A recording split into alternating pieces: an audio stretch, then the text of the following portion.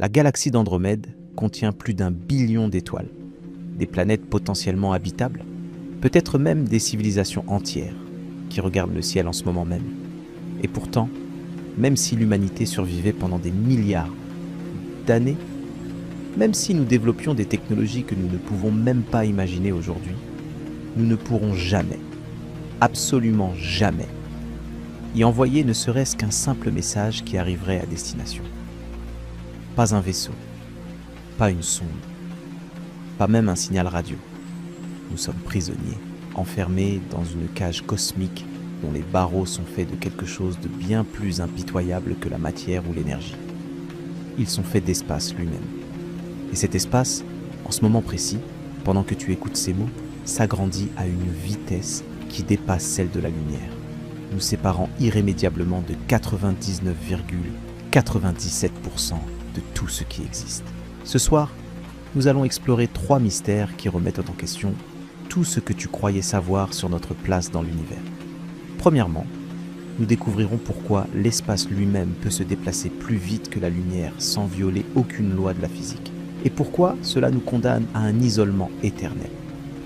Deuxièmement, nous examinerons le phénomène terrifiant de l'horizon cosmologique, cette frontière invisible au-delà de laquelle les galaxies disparaissent littéralement de l'existence observable, emportant avec elles tous leurs secrets, toute leur histoire, toute vie potentielle qu'elles auraient pu abriter. Troisièmement, nous affronterons la réalité glaciale de ce que les physiciens appellent le grand gel, le destin final d'un univers où chaque point lumineux s'éteindra un par un, laissant derrière lui un vide absolu, une obscurité totale, un silence qui durera pour l'éternité.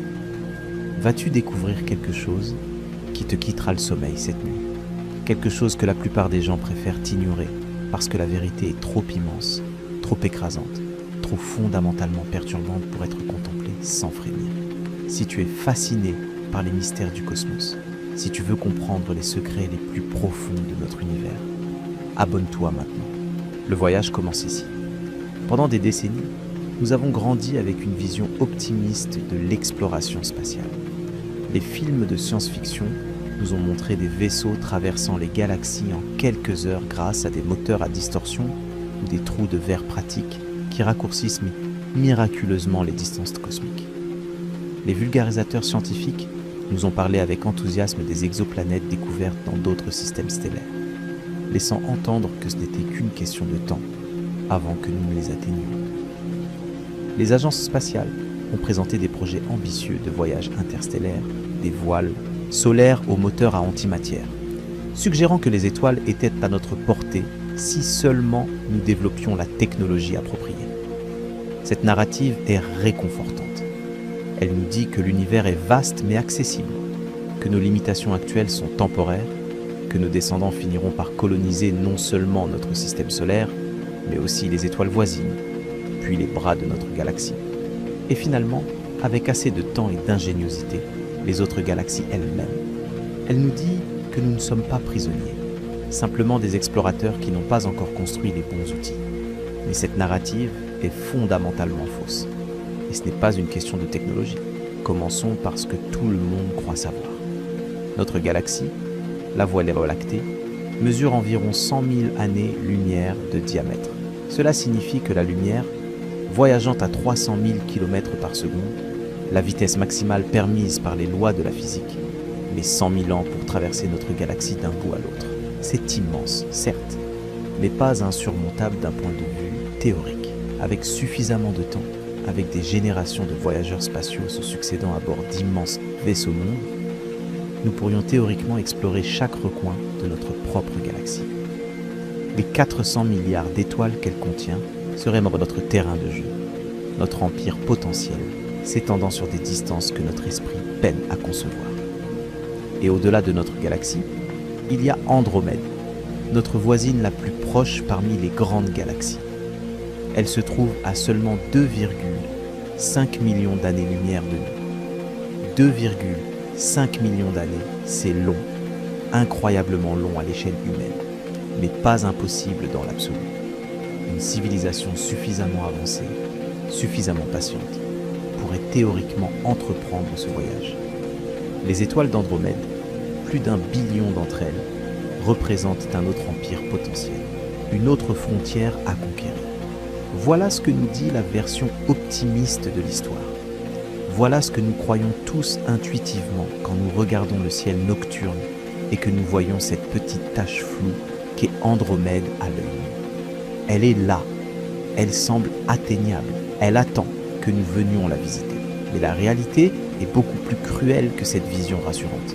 En 1929, un astronome américain nommé Edwin Hubble a fait une découverte qui allait fondamentalement transformer notre compréhension de l'univers. En observant les galaxies lointaines, il a remarqué quelque chose d'étrange dans leur lumière. Cette lumière était systématiquement décalée vers le rouge du spectre électromagnétique, un phénomène appelé redshift. Ce décalage indiquait que ces galaxies s'éloignaient de nous, dans toutes les directions. Et plus elles étaient lointaines, plus elles s'éloignaient rapidement. Au début, cette découverte semblait simplement confirmer que l'univers était en expansion. Une idée révolutionnaire, mais pas nécessairement problématique pour nos rêves d'exploration cosmique. L'expansion était considérée comme un phénomène relativement lent, quelque chose que des technologies futures pourraient éventuellement compenser. Si une galaxie s'éloignait de nous à quelques milliers de kilomètres par seconde, eh bien, il suffirait de construire des vaisseaux plus rapides. Mais les mesures sont devenues plus précises au fil des décennies. Et ce qu'elles ont révélé était bien plus troublant que ce que Hubble avait initialement imaginé. La vitesse à laquelle une galaxie s'éloigne de nous n'est pas simplement proportionnelle à sa distance. Elle augmente de manière constante selon ce qu'on appelle la constante de Hubble, actuellement estimée à environ 70 km par seconde par mégaparsec. Un mégaparsec équivaut à environ 3,26 millions d'années-lumière. Cela signifie que pour chaque mégaparsec de distance supplémentaire, une galaxie s'éloigne de nous 70 km par seconde plus vite. Les calculs sont simples, mais leurs implications sont terrifiantes. À une certaine distance, appelée la sphère de Hubble, les galaxies s'éloignent de nous exactement à la vitesse de la lumière. Au-delà de cette distance, elles s'éloignent plus vite que la lumière. Attends une seconde, te dis-tu probablement. La vitesse de la lumière n'est-elle pas censée être la limite absolue ? Rien ne peut voyager plus vite que la lumière, n'est-ce pas ? C'est ce qu'Einstein nous a appris. Et c'est exactement là que réside le piège cosmique dans lequel nous sommes enfermés. Einstein avait raison. Rien ne peut voyager à travers l'espace plus vite que la lumière. Aucune particule, aucun vaisseau, aucune information ne peut se déplacer à une vitesse supérieure à 300 000 km par seconde par rapport à l'espace qui l'entoure. Cette limite est absolue et inviolable. Mais Einstein n'a jamais dit que l'espace lui-même ne pouvait pas s'étendre plus vite que la lumière. Et c'est exactement ce qui se passe. Imagine que tu te trouves sur un point d'une surface élastique infinie. Tu veux te déplacer vers un autre point situé au loin. Tu commences à marcher, mais pendant que tu marches, la surface elle-même s'étire. L'espace entre toi et ta destination s'agrandit. Si la surface s'étire suffisamment vite, tu ne pourras jamais atteindre ton objectif, peu importe ta vitesse de marche. Tu pourrais courir aussi vite que physiquement possible, mais l'espace nouveau créé entre toi et ta destination s'accumulerait plus rapidement que tu ne pourrais le traverser. C'est exactement ce qui se passe dans notre univers. L'espace lui-même est en expansion, et au-delà d'une certaine distance, cette expansion crée de l'espace nouveau plus vite que la lumière, ou n'importe quoi d'autre ne peut le traverser. La sphère de Hubble, où l'expansion atteint exactement la vitesse de la lumière, se trouve actuellement à environ 14 milliards d'années-lumière de nous. Mais ce n'est pas vraiment l'horizon qui nous enferme. L'horizon véritable, celui qu'on appelle l'horizon cosmologique ou horizon des particules, est encore plus complexe et encore plus impitoyable. En raison de l'accélération de l'expansion de l'univers, une découverte qui a valu le prix Nobel de physique en 2011, les galaxies qui se trouvent aujourd'hui au-delà d'environ 16 milliards d'années-lumière de nous sont déjà perdues pour toujours. La lumière qu'elles émettent, maintenant, ne nous atteindra jamais. Et cette limite se rapproche. Oui, tu as bien compris. Même si l'univers s'agrandit, notre univers observable rétrécit. Chaque seconde qui passe, des galaxies entières franchissent cet horizon invisible et disparaissent de notre portée pour l'éternité. nous ne les verrons plus jamais. Nous ne pourrons plus jamais les atteindre. Nous ne saurons jamais ce qu'elles contenaient, quelles étoiles brillaient dans leurs cieux, quelles planètes orbitaient autour de ces étoiles, quelle vie aurait pu y évoluer. Mais la réalité est beaucoup plus sombre encore, parce que cette prison cosmique ne nous enferme pas seulement loin des galaxies lointaines, elle nous enferme loin de presque toutes les galaxies. Selon les meilleures estimations actuelles, l'univers observable contient environ 2 billions de galaxies, 2000 milliards de galaxies, chacune contenant des centaines de milliards d'étoiles. C'est un nombre si vaste qu'il défie toute compréhension humaine. Et pourtant, ce n'est qu'une infime fraction de l'univers total. Les physiciens estiment que l'univers entier, au-delà de notre horizon observable, pourrait être des milliards de fois plus grand, peut-être même infini. Nous sommes comme des poissons dans un minuscule aquarium au milieu d'un océan sans fin. Nous pouvons nager d'un bout à l'autre de notre aquarium, mais nous ne saurons jamais ce qui se trouve dans les profondeurs de l'océan qui nous entoure. Et les parois de notre aquarium? Elles se rapprochent, lentement mais inexorablement. Les galaxies au-delà du groupe local, le petit amas d'une cinquantaine de galaxies dont nous faisons partie avec Andromède et quelques autres, s'éloignent de nous et finiront par disparaître. Dans quelques centaines de milliards d'années, un observateur situé dans notre galaxie, s'il en existe encore un, regardera le ciel nocturne et ne verra plus aucune autre galaxie. L'univers lui paraîtra vide, composé uniquement des étoiles de sa propre galaxie. Il n'aura aucun moyen de savoir que des billions d'autres galaxies existaient autrefois dans son ciel. L'évidence même de l'expansion de l'univers aura disparu, emportée au-delà de l'horizon cosmologique. Ce futur observateur sera convaincu que l'univers est statique et limité à sa propre galaxie. Et il n'aura aucun moyen de prouver le contraire. Toutes les preuves de l'immensité cosmique auront été effacées par le temps et l'expansion. Nous vivons à une époque privilégiée. Nous sommes nés assez tôt dans l'histoire de l'univers pour encore voir les autres galaxies, pour encore mesurer l'expansion cosmique, pour encore comprendre notre véritable place dans le cosmos. Dans quelques centaines de milliards d'années, cette connaissance sera littéralement impossible à acquérir. Mais cette connaissance vient avec un prix. Le prix de savoir que nous sommes piégés, que toutes ces galaxies que nous pouvons observer sont hors de notre portée, que nous ne les atteindrons jamais. Pas parce que notre technologie est insuffisante, pas parce que nos vaisseaux sont trop lents, mais parce que les lois fondamentales de la physique nous l'interdisent. Nous regardons un univers rempli de merveilles, de mystères, peut-être même de vie intelligente, et nous réalisons avec une clarté douloureuse que nous sommes condamnés à rester seuls sur notre petite île cosmique. Mais la réalité est encore plus sombre, car même Andromède, notre voisine si proche en termes cosmiques, représente un défi qui dépasse tout ce que l'humanité pourrait jamais accomplir. Et les raisons vont bien au-delà de la simple distance. Pour comprendre pourquoi nous sommes véritablement prisonniers de notre petit coin de l'univers, nous devons d'abord plonger dans les mécanismes physiques qui gouvernent l'expansion cosmique. Ce n'est pas simplement une curiosité astronomique, c'est la cage invisible qui nous retient, et ces barreaux sont forgés dans les équations les plus fondamentales de la physique moderne. L'expansion de l'univers n'est pas un mouvement comme les autres. Quand tu imagines les galaxies s'éloignant les unes des autres, tu penses probablement à des objets se déplaçant à travers l'espace, comme des voitures sur une autoroute ou des bateaux sur un océan. Mais cette image est complètement fausse. Les galaxies ne se déplacent pas à travers l'espace. C'est l'espace lui-même qui s'étire, emportant les galaxies avec lui. Imagine une feuille de caoutchouc élastique sur laquelle tu as dessiné des points avec un marqueur. Ces points représentent les galaxies. Maintenant, imagine que tu tires sur cette feuille dans toutes les directions simultanément. Les points s'éloignent les uns des autres, mais ils ne bougent pas sur la feuille. Ils restent exactement au même endroit sur le caoutchouc. C'est le caoutchouc lui-même qui s'étire, créant plus d'espace entre les points. C'est exactement ce qui se passe dans notre univers, mais en 3 dimensions. L'espace-temps lui-même, le tissu fondamental de la réalité, s'étire dans toutes les directions. Et ce phénomène a des conséquences profondément contre-intuitives. La première conséquence est que cette expansion n'a pas de centre. Chaque point de l'univers peut peut légitimement se considérer comme le centre de l'expansion. Parce que depuis n'importe quel point, toutes les autres galaxies semblent s'éloigner. Ce n'est pas que nous sommes spéciaux ou que nous occupons une position privilégiée. C'est simplement que l'expansion se produit partout simultanément.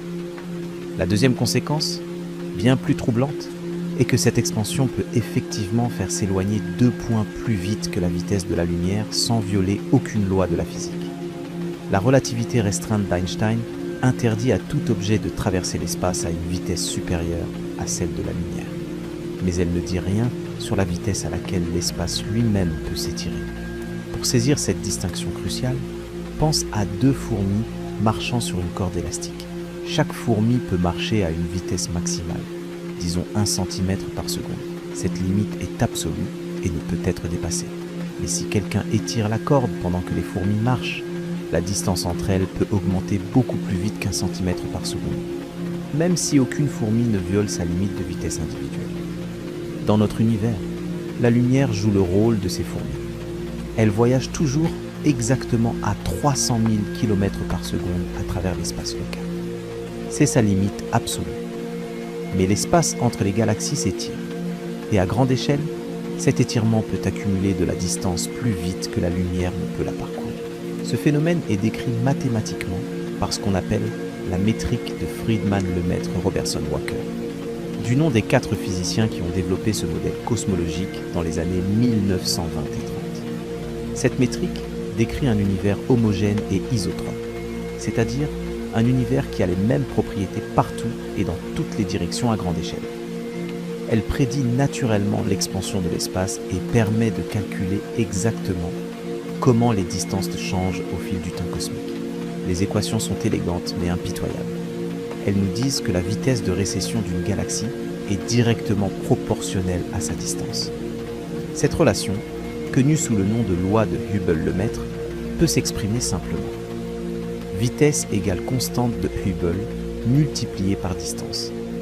La constante de Hubble, cette valeur d'environ 70 km par seconde par mégaparsec, est le paramètre clé qui détermine le rythme de l'expansion. Prenons quelques exemples concrets pour saisir l'ampleur du phénomène. La galaxie du Sombrero, cette magnifique spirale visible dans la constellation de la Vierge, se trouve à environ 31 millions d'années-lumière de nous. En appliquant la loi de Hubble-Lemaître, nous pouvons calculer qu'elle s'éloigne de nous à environ 670 km par seconde. C'est rapide, extraordinairement rapide à l'échelle humaine, mais encore bien en dessous de la vitesse de la lumière. La galaxie NGC 1277, un objet lointain situé à environ 220 millions d'années-lumière, s'éloigne à environ 4800 km par seconde. Nous commençons à voir les chiffres grimper de manière inquiétante. Le superamas Laniakea, l'immense structure cosmique dont notre groupe local fait partie, s'étend sur environ 521 millions d'années-lumière. Les galaxies situées à l'autre extrémité de Laniakea s'éloignent de nous à des vitesses approchant les 12 000 km par seconde. Et si nous regardons encore plus loin, vers le superamas Shapley, l'une des concentrations de galaxies les plus massives de l'univers observable, située à environ 650 millions d'années-lumière, nous trouvons des vitesses de récession dépassant les 14 000 km par seconde. Ces chiffres peuvent sembler abstraits, mais ils ont une signification très concrète. Ils représentent la vitesse à laquelle la distance entre nous et ces objets augmente à chaque seconde. 14 000 km par seconde, cela signifie que chaque seconde, le superamas Shapley s'éloigne de 14 000 km supplémentaires. En une minute, c'est 840 000 km. En une heure, plus de 50 millions de kilomètres. En un jour, plus d'1 milliard de kilomètres. Et ce n'est encore rien comparé aux galaxies vraiment lointaines. Les quasars les plus éloignés que nous avons observés se trouvent à des distances supérieures à 13 milliards d'années-lumière. À ces distances, les vitesses de récession dépassent largement la vitesse de la lumière. Le quasar Ulas J 1.3, 4.2+, 0.9, 2.8, l'un des objets les plus distants jamais observés, s'éloigne de nous à une vitesse équivalente à environ 3 fois celle de la lumière. Comment est-ce possible si rien ne peut dépasser la vitesse de la lumière ? La réponse réside dans cette distinction fondamentale que nous avons évoquée. Ce quasar ne se déplace pas à travers l'espace à 3 fois la vitesse de la lumière. Il est essentiellement immobile par rapport à son espace local. C'est l'espace entre lui et nous qui s'étire si rapidement que la distance augmente à ce rythme vertigineux. Cette distinction n'est pas qu'une subtilité théorique. Elle a des conséquences par pratique dévastatrices pour tout espoir de voyage intergalactique. Considérons maintenant l'énergie nécessaire pour tenter un tel voyage. Les lois de la thermodynamique et de la mécanique relativiste nous imposent des contraintes absolues sur ce qui est physiquement possible, indépendamment de toute technologie imaginable. La relativité restreinte nous enseigne que l'énergie nécessaire pour accélérer un objet augmente de manière non linéaire avec la vitesse. À mesure qu'un objet approche de la vitesse de la lumière, l'énergie requise pour continuer à l'accélérer tend vers l'infini. Concrètement, cela signifie qu'atteindre exactement la vitesse de la lumière nécessiterait une quantité infinie d'énergie, ce qui est impossible par définition. Mais même approcher de cette vitesse pose des défis insurmontables. Imaginons un vaisseau spatial d'une masse modeste, disons 1000 tonnes, soit environ 10 fois la masse de la Station spatiale internationale. Pour accélérer ce vaisseau à 10% de la vitesse de la lumière, soit 30 000 km par seconde, nous aurions besoin d'une énergie équivalente à environ 4,5 fois 10 puissance 20 de joule. C'est à peu près l'énergie que l'humanité entière consomme en 2000 ans à son rythme actuel. Pour atteindre 50% de la vitesse de la lumière, l'énergie requise grimpe à environ 3,6 fois 10 puissance 21 joules. C'est l'équivalent de toute l'énergie solaire reçue par la Terre pendant environ 3 semaines. Et pour atteindre 90% de la vitesse de la lumière, nous parlons d'environ 1,5 fois 10 puissance 22 joules. C'est l'énergie équivalente à la masse entière de l'astéroïde Vesta, convertie en énergie pure selon l'équation E égale mc². Et nous n'avons parlé que de l'accélération. Pour décélérer à l'arrivée, il faudrait dépenser à nouveau une quantité d'énergie comparable. Et nous n'avons pas non plus considéré la masse du carburant nécessaire pour produire cette énergie, qui alourdirait considérablement le vaisseau et augmenterait encore les besoins énergétiques. L'équation de Tsiolkovsky, la formule fondamentale qui régit tous les voyages spatiaux, décrit ce problème de manière implacable. Pour atteindre une certaine vitesse, un vaisseau doit emporter une masse de carburant qui augmente exponentiellement avec la vitesse désirée. À des vitesses relativistes, les ratios deviennent astronomiques. Pour un vaisseau utilisant la propulsion la plus efficace théoriquement possible, l'annihilation, matière-antimatière, atteindre 90% de la vitesse de la lumière nécessiterait un ratio masse de carburant sur masse utile d'environ 7 pour 1. Cela signifie que pour transporter 1000 tonnes de vaisseaux et d'équipage, nous aurions besoin de 7000 tonnes d'antimatière. Or, la production totale d'antimatière par l'humanité depuis le début des expériences à ce sujet représente quelques nanogrammes. Produire 7000 tonnes d'antimatière avec les méthodes actuelles prendrait plus de temps que l'âge de l'univers et consommerait plus d'énergie que ce que le Soleil produira pendant toute sa durée de vie. Mais supposons, par pure spéculation, que nous résolvions miraculeusement tous ces problèmes énergétiques. Supposons que nous disposions d'une source d'énergie illimitée et d'une méthode de propulsion parfaitement efficace. Pourrions-nous alors atteindre Andromède ? La réponse reste non, et la raison est encore plus fondamentale. Andromède se trouve actuellement à 2,5 millions d'années-lumière. À 90% de la vitesse de la lumière, le voyage prendrait environ 2,8 millions d'années du point de vue d'un observateur resté sur Terre. Grâce à la dilatation temporelle relativiste, l'équipage du vaisseau ne vivrait que quelques centaines de milliers d'années de temps subjectif. Mais cela reste des centaines de fois plus long que la durée de vie humaine, même avec les avancées médicales les plus optimistes imaginables. Et pendant ces millions d'années de voyage, le vaisseau devrait survivre à d'innombrables dangers. L'espace interstellaire n'est pas vraiment vide. Il contient une infime quantité de particules, principalement des atomes d'hydrogène, à une densité d'environ un atome par centimètre cube.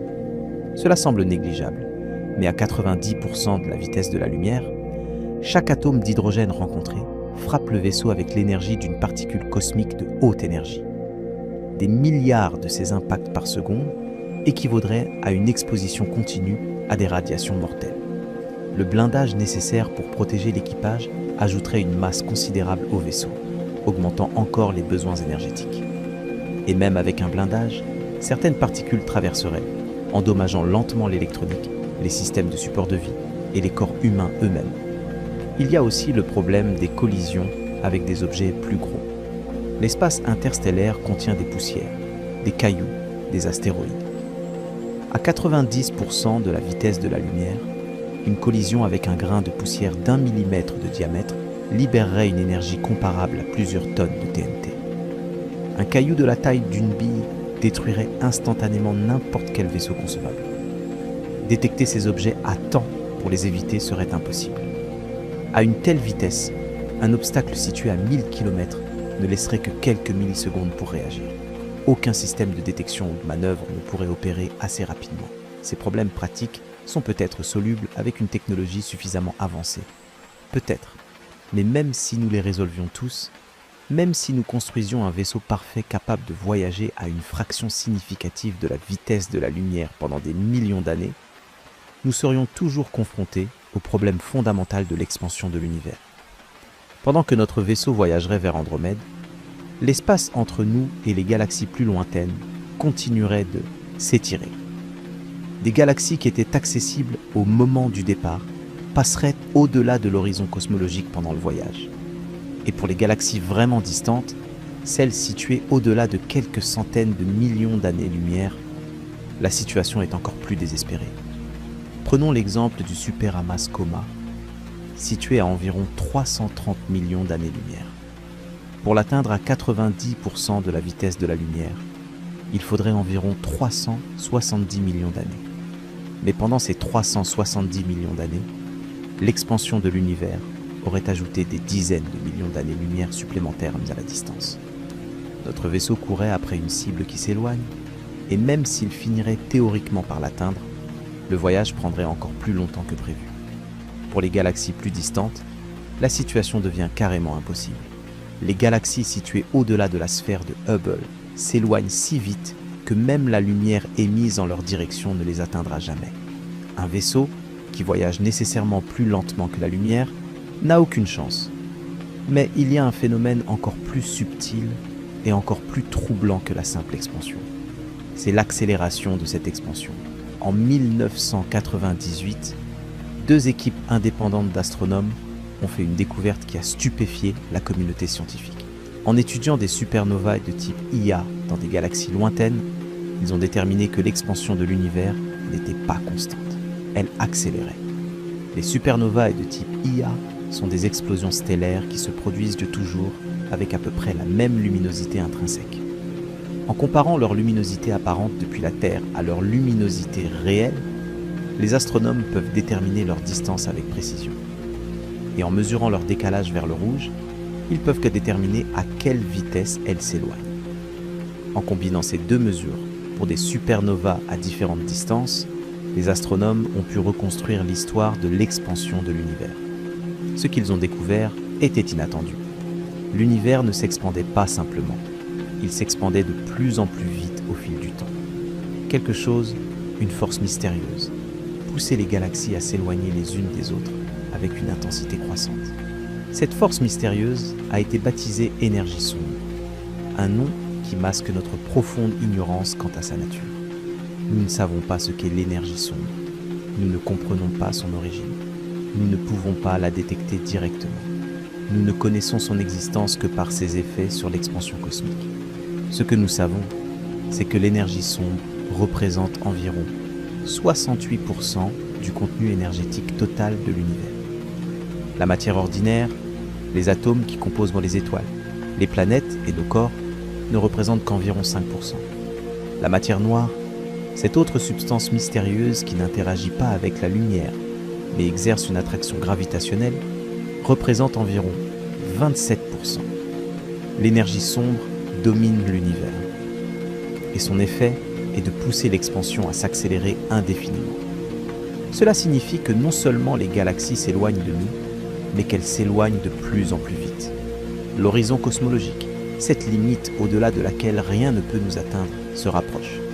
Chaque jour, de nouvelles galaxies passent au-delà de cette limite et disparaissent à jamais de notre univers accessible.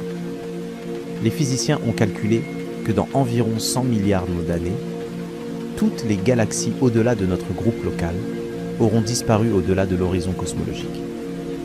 Un observateur situé dans notre galaxie à cette époque lointaine regardera le ciel et ne verra que les étoiles de sa propre galaxie, fusionnées depuis longtemps avec Andromède et les autres membres du groupe local. Il n'aura aucune preuve de l'existence d'autres galaxies. L'univers lui semblera petit, isolé et statique. Et nous, aujourd'hui, nous regardons ce futur avec une connaissance que nos descendants n'auront pas. Nous savons que l'univers est vaste au-delà de toute imagination. Nous savons qu'il contient des billions de galaxies.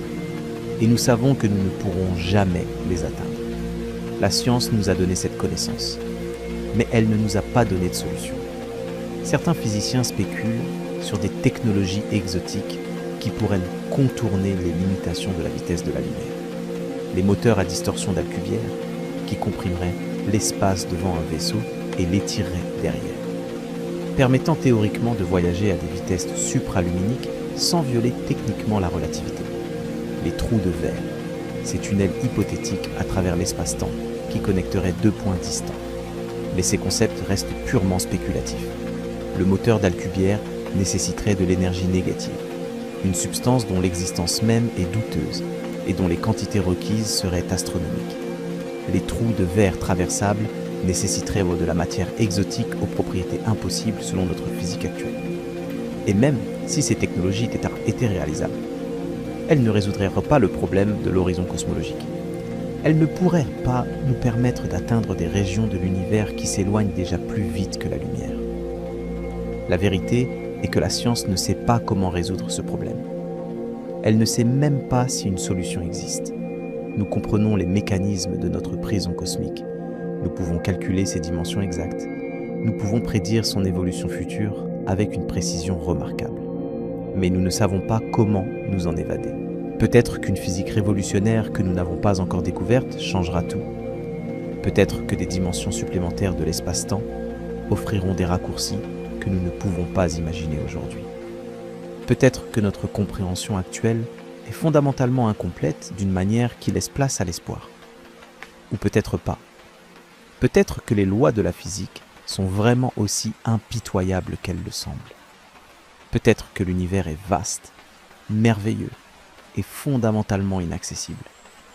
Peut-être que nous sommes condamnés à regarder les étoiles lointaines en sachant que nous ne les toucherons jamais. La science, pour toute sa puissance, ne peut pas nous donner de certitude sur cette question. Elle ne peut que nous montrer l'étendue de notre ignorance et la profondeur de notre emprisonnement. Il existe dans notre voisinage cosmique un objet que les astronomes ont baptisé GN-Z11. C'est une galaxie, ou plutôt le fantôme d'une galaxie, car ce que nous voyons aujourd'hui est l'image de ce qu'elle était il y a plus de 13 milliards d'années, seulement 400 millions d'années après le Big Bang. GN-Z11 détient actuellement le record de l'objet le plus distant jamais observé par l'humanité. Sa lumière a voyagé pendant plus de 13 milliards d'années pour atteindre nos télescopes, traversant un univers en expansion constante, surfant sur les vagues de l'espace-temps qui s'étiraient sous elle. Mais voici le détail troublant. Quand cette lumière a été émise, GN-Z11 se trouvait à seulement 3 milliards d'années-lumière de l'endroit où la Terre se formerait des milliards d'années plus tard. Aujourd'hui, en raison de l'expansion qui s'est produite pendant que cette lumière voyageait, GN-Z11 se trouve à environ 32 milliards d'années-lumière de nous. Et elle continue de s'éloigner à une vitesse qui dépasse celle de la lumière. Cette galaxie est déjà perdue pour nous. La lumière que nous recevons d'elle maintenant est la dernière que nous recevrons jamais. Dans quelques centaines de millions d'années, même cette lumière ancienne cessera de nous parvenir, décalée vers des longueurs d'onde si extrêmes qu'aucun instrument ne pourra la détecter. GN-Z11 disparaîtra de notre univers observable, emportant avec elle tous ses secrets, toutes ses étoiles, toutes ses planètes potentielles, et toute vie qui aurait pu y évoluer pendant ces 13 milliards d'années. Nous ne saurons jamais ce qu'est devenu GN-Z11. Nous ne saurons jamais si des civilisations s'y sont développées, si des êtres intelligents y ont regardé le ciel en se demandant s'ils étaient seuls dans l'univers. Nous ne pourrons jamais leur envoyer un message, jamais leur faire savoir que nous existions, jamais établir le moindre contact. Cette galaxie et tout ce qu'elle contient est condamné à l'oubli cosmique, effacé de notre réalité accessible par les lois impitoyables de l'expansion. Et JN-Z11 n'est qu'un exemple parmi des billions. Les astronomes ont catalogué des milliers de galaxies situées à des distances extrêmes, chacune représentant un monde perdu, une île cosmique que nous ne visiterons jamais. Le télescope spatial James Webb, lancé en décembre 2021, a ouvert une fenêtre sans précédent sur l'univers primordial, révélant des galaxies formées quelques centaines de millions d'années seulement après le Big Bang. Ces images sont époustouflantes, d'une beauté à couper le souffle, mais elles portent en elles une mélancolie profonde. Chaque galaxie lointaine que nous découvrons est une galaxie que nous ne pourrons jamais atteindre. Chaque nouveau record de distance est aussi un nouveau record d'inaccessibilité. Nous cartographions notre prison avec une précision croissante, mais cette cartographie ne fait que confirmer l'étendue de notre enfermement. Considérons le cas de Jades GS Z13-0, une autre galaxie extrêmement lointaine découverte par le télescope James Webb en 2022. Elle se situe à un décalage vers le rouge de 13,2, ce qui correspond à une époque où l'univers n'avait que 330 millions d'années. La lumière que nous recevons de cette galaxie a été émise alors que les premières étoiles commençaient tout juste à illuminer un cosmos encore plongé dans l'obscurité. Jades GS Z13-0 est minuscule selon les standards galactiques, environ 1000 fois moins massive que notre Voie lactée. Elle était probablement l'une des premières galaxies à se former dans notre région de l'univers, un pionnier cosmique dans un univers encore jeune et chaotique. Aujourd'hui, plus de 13 milliards d'années plus tard, elle a certainement évolué, peut-être fusionné avec d'autres galaxies, peut-être développé des systèmes stellaires complexes, peut-être même abrité la vie, mais nous ne le saurons jamais. La distance actuelle de Jades GS Z13-0 dépasse 33 milliards d'années-lumière. Elle s'éloigne de nous à plusieurs fois la vitesse de la lumière. Elle est perdue, irrémédiablement, définitivement, pour l'éternité. Ces exemples lointains peuvent sembler abstraits, déconnectés de notre réalité quotidienne. Après tout, qui se soucie vraiment d'une galaxie située à 30 milliards d'années-lumière quand nous avons à peine exploré notre propre système solaire? Mais le phénomène qui rend ces galaxies inaccessibles affecte aussi des objets beaucoup plus proches. Et ces effets se feront sentir de manière de plus en plus dramatique au fil du temps cosmique. Le grand attracteur est l'un de ces mystères qui illustrent à la fois l'immensité et l'inaccessibilité de l'univers proche. Situé à environ 250 millions d'années-lumière dans la direction de la constellation du Centaure, le grand attracteur est une concentration massive de matière qui exerce une attraction gravitationnelle sur tout ce qui l'entoure, y compris notre propre galaxie. La Voie lactée, ainsi que toutes les galaxies du groupe local et du superamas de la Vierge, se déplacent vers le grand attracteur à une vitesse d'environ 600 km par seconde.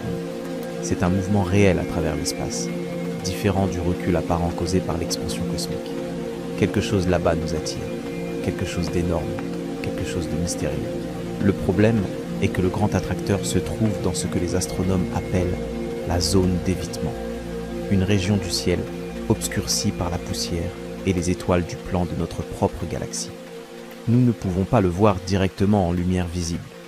Nous devons utiliser les rayons X, les ondes radio et l'infrarouge pour percer le voile et entrevoir ce qui se cache derrière. Ce que nous avons découvert est fascinant. Le grand attracteur n'est pas un objet unique, mais plutôt une région de l'espace contenant des milliers de galaxies, dominée par l'amas Norma, une concentration massive de galaxies anciennes et massives. Mais même Norma n'explique pas totalement l'attraction que nous ressentons. Il semble y avoir quelque chose de plus grand encore derrière. Un attracteur encore plus massif que les astronomes ont baptisé Shapley Concentration. Nous sommes attirés vers quelque chose que nous ne pouvons pas vraiment voir, emportés par des forces gravitationnelles dont nous ne comprenons pas totalement l'origine. Et malgré cette attraction, malgré ce mouvement de 600 km par seconde qui nous rapproche du grand attracteur, nous ne l'atteindrons probablement jamais. Pourquoi ? Parce que l'expansion de l'univers finira par l'emporter sur l'attraction gravitationnelle. Le grand attracteur se trouve suffisamment loin pour que l'expansion cosmique joue un rôle significatif. Actuellement, notre mouvement vers lui compense partiellement cette expansion. Mais à mesure que l'accélération de l'expansion s'intensifie sous l'effet de l'énergie sombre, l'équilibre basculera. Dans quelques milliards d'années, le grand attracteur commencera à s'éloigner de nous malgré son attraction gravitationnelle. Et dans quelques dizaines de milliards d'années, il aura disparu au-delà de l'horizon cosmologique. Ce mystère que nous essayons si ardemment de comprendre, cette énigme gravitationnelle qui a fasciné des générations d'astronomes, sera effacé de notre univers observable avant que nous ayons pu le résoudre complètement. Mais concentrons-nous maintenant sur quelque chose de plus proche, quelque chose qui représente notre seul espoir réaliste d'expansion au-delà de notre galaxie. Le groupe local, cet archipel cosmique dont nous faisons partie, contient une 50aine de galaxies liées gravitationnellement les unes aux autres. Ces galaxies ne s'éloignent pas les unes des autres, comme le font les galaxies lointaines. Leur attraction, gravitationnelle mutuelle, compense l'expansion cosmique et les maintient ensemble. Notre Voie lactée domine le groupe local avec Andromède. Ces deux géantes contiennent à elles seules plus de 90% de la masse totale du groupe. Autour d'elles orbitent des dizaines de galaxies naines, petites concentrations d'étoiles qui survivent dans l'ombre des géantes. Le grand nuage de Magellan et le petit nuage de Magellan sont les plus célèbres de ces satellites. Visibles à l'œil nu depuis l'hémisphère sud, ces galaxies irrégulières contiennent quelques milliards d'étoiles chacune. Elles orbitent autour de la Voie lactée à une distance d'environ 160 000 années-lumière, suffisamment proche pour que notre attraction gravitationnelle influence leur structure et leur évolution. La galaxie du Sculpteur, la galaxie du Fourneau, la galaxie du Sagittaire, la galaxie du Dragon et des dizaines d'autres galaxies naines complètent notre famille cosmique. Certaines sont si petites et si diffuses qu'elles n'ont été découvertes que récemment, cachées dans le halo de la Voie lactée comme des fantômes stellaires. Ce groupe local représente tout ce que nous pourrons jamais espérer atteindre. Tout l'univers accessible à une humanité future. Même une humanité qui survivrait pendant des milliards d'années se limite à ces 50 galaxies. C'est beaucoup, certainement, des centaines de milliards d'étoiles, des billions de planètes potentielles. Mais c'est aussi infiniment peu comparé aux 2 billions de galaxies que contient l'univers observable. Et même au sein de ce groupe local, les distances restent vertigineuses. Andromède, notre voisine la plus massive, se trouve à 2,5 millions d'années-lumière. La galaxie du Triangle, la 3e plus grande du groupe, est à environ 3 millions d'années-lumière. Ces distances, bien que minuscules à l'échelle cosmique, représentent des gouffres infranchissables avec notre technologie actuelle. Mais il y a une particularité remarquable concernant Andromède. Contrairement à presque toutes les autres galaxies de l'univers, elle ne s'éloigne pas de nous. Elle se rapproche. Les mesures spectroscopiques montrent qu'Andromède se dirige vers nous à une vitesse d'environ 110 km par seconde. À cette vitesse, elle parcourt environ 3,5 milliards de kilomètres par an, ce qui semble rapide, mais est négligeable face à la distance qui nous sépare. Néanmoins, cette approche inexorable aura des conséquences dramatiques. Dans environ 4 milliards et demi d'années, Andromède et la Voie lactée entreront en collision. Cette collision sera l'un des événements les plus spectaculaires de l'histoire cosmique locale. 2 galaxies géantes, contenant ensemble près de 1000 milliards d'étoiles, vont se rencontrer, s'interpénétrer, se déchirer mutuellement et finalement fusionner en une seule entité massive. Mais le terme collision est peut-être trompeur. Il évoque des images de destruction violente, de chaos, de cataclysme. La réalité sera à la fois plus subtile et plus grandiose. Les galaxies sont principalement constituées de vide. L'espace entre les étoiles est si vaste que lors de la collision de 2 galaxies, les étoiles individuelles n'entrent presque jamais en contact direct. La distance moyenne entre les étoiles dans notre galaxie est d'environ 4 années-lumière. Quand Andromède traversera la Voie lactée, ces étoiles passeront entre nos étoiles comme 2 essaims d'abeilles se croisant dans un champ. Les collisions stellaires directes seront extrêmement rares. Mais cela ne signifie pas que la collision sera sans conséquence. Bien au contraire, les forces de marée gravitationnelles vont déformer les deux galaxies de manière dramatique. Les bras spiraux élégants qui caractérisent actuellement la Voie, Lactée et Andromède seront étirés, tordus, déchirés. Des queues de marée composées de milliards d'étoiles seront éjectées dans l'espace intergalactique, formant des structures éphémères qui s'étendront sur des centaines de milliers d'années-lumière. Le gaz interstellaire, contrairement aux étoiles, subira des collisions directes. Les nuages d'hydrogène des deux galaxies se percuteront à des vitesses de plusieurs centaines de kilomètres par seconde, générant des ondes de choc qui comprimeront le gaz et déclencheront des vagues massives de formation stellaire. Le ciel de la galaxie fusionnée s'illuminera de millions de nouvelles étoiles, certaines si massives qu'elles exploseront en supernova quelques millions d'années seulement après leur naissance. Et au cœur de ce chaos, deux monstres se rapprochent l'un de l'autre. Sagittarius. A étoile, le trou noir supermassif qui réside au centre de notre galaxie, possède une masse d'environ 4 millions de fois celle du Soleil. C'est un géant dormant, actuellement relativement calme, avalant occasionnellement une étoile ou un nuage de gaz qui s'aventure trop près de lui. Son horizon des événements, cette frontière au-delà de laquelle rien ne peut s'échapper, mesure environ 12 millions de kilomètres de diamètre, soit environ 35 fois la distance entre la Terre et la Lune. Au centre d'Andromède se trouve un monstre encore plus imposant. Le trou noir supermassif d'Andromède, désigné M41, possède une masse d'environ 100 millions de masses à l'eau solaire, soit 25 fois plus que notre propre trou noir central. Son horizon des événements s'étend sur près de 600 millions de kilomètres. Lors de la collision galactique, ces deux trous noirs commenceront une danse gravitationnelle qui durera des millions d'années. Ils s'orbiteront mutuellement, se rapprochant lentement à mesure qu'ils perdront de l'énergie par émission d'ondes gravitationnelles. Ces ondulations dans le tissu de l'espace-temps, prédites par Einstein il y a plus d'un siècle, emporteront de l'énergie et feront spiraler les deux trous noirs l'un vers l'autre. Finalement, ils fusionneront. L'événement sera cataclysmique. La fusion de deux trous noirs supermassifs libère une quantité d'énergie difficile à concevoir.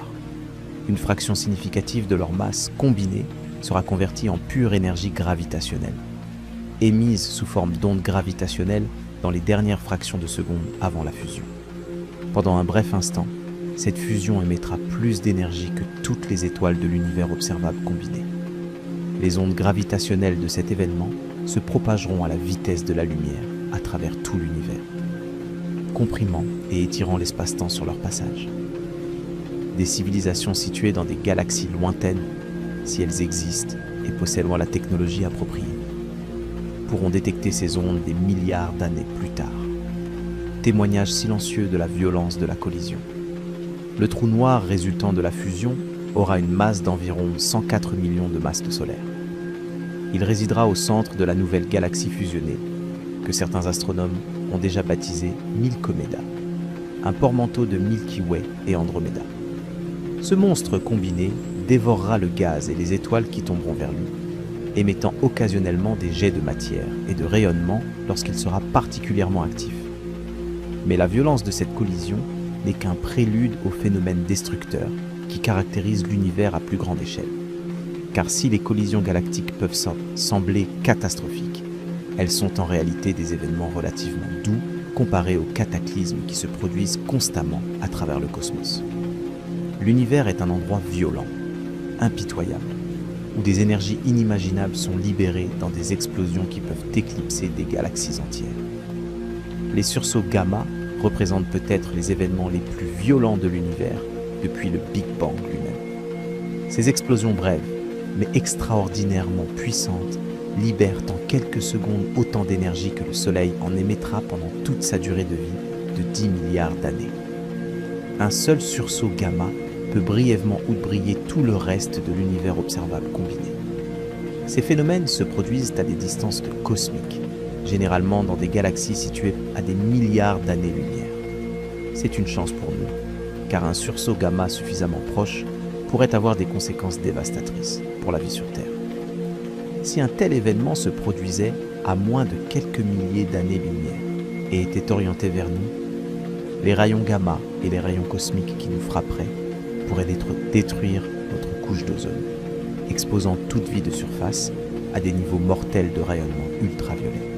Certains scientifiques ont même spéculé qu'une extinction de masse passée, peut-être celle de l'Ordovicien il y a environ 450 millions d'années, pourrait avoir été causée par un sursaut gamma proche. La preuve directe est impossible à obtenir, mais les modèles suggèrent que de tels événements se produisent suffisamment souvent pour représenter une menace statistiquement significative sur des échelles de temps géologiques. L'univers, contrairement à ce que son silence apparent pourrait suggérer, est un champ de bataille cosmique où des forces d'une puissance inimaginable s'affrontent constamment.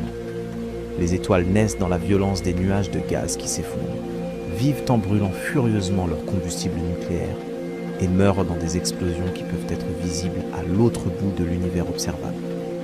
Les trous noirs déchirent dans la matière qui s'approche trop près, l'accélérant à des vitesses proches de celles de la lumière et la chauffant à des températures de milliards de degrés.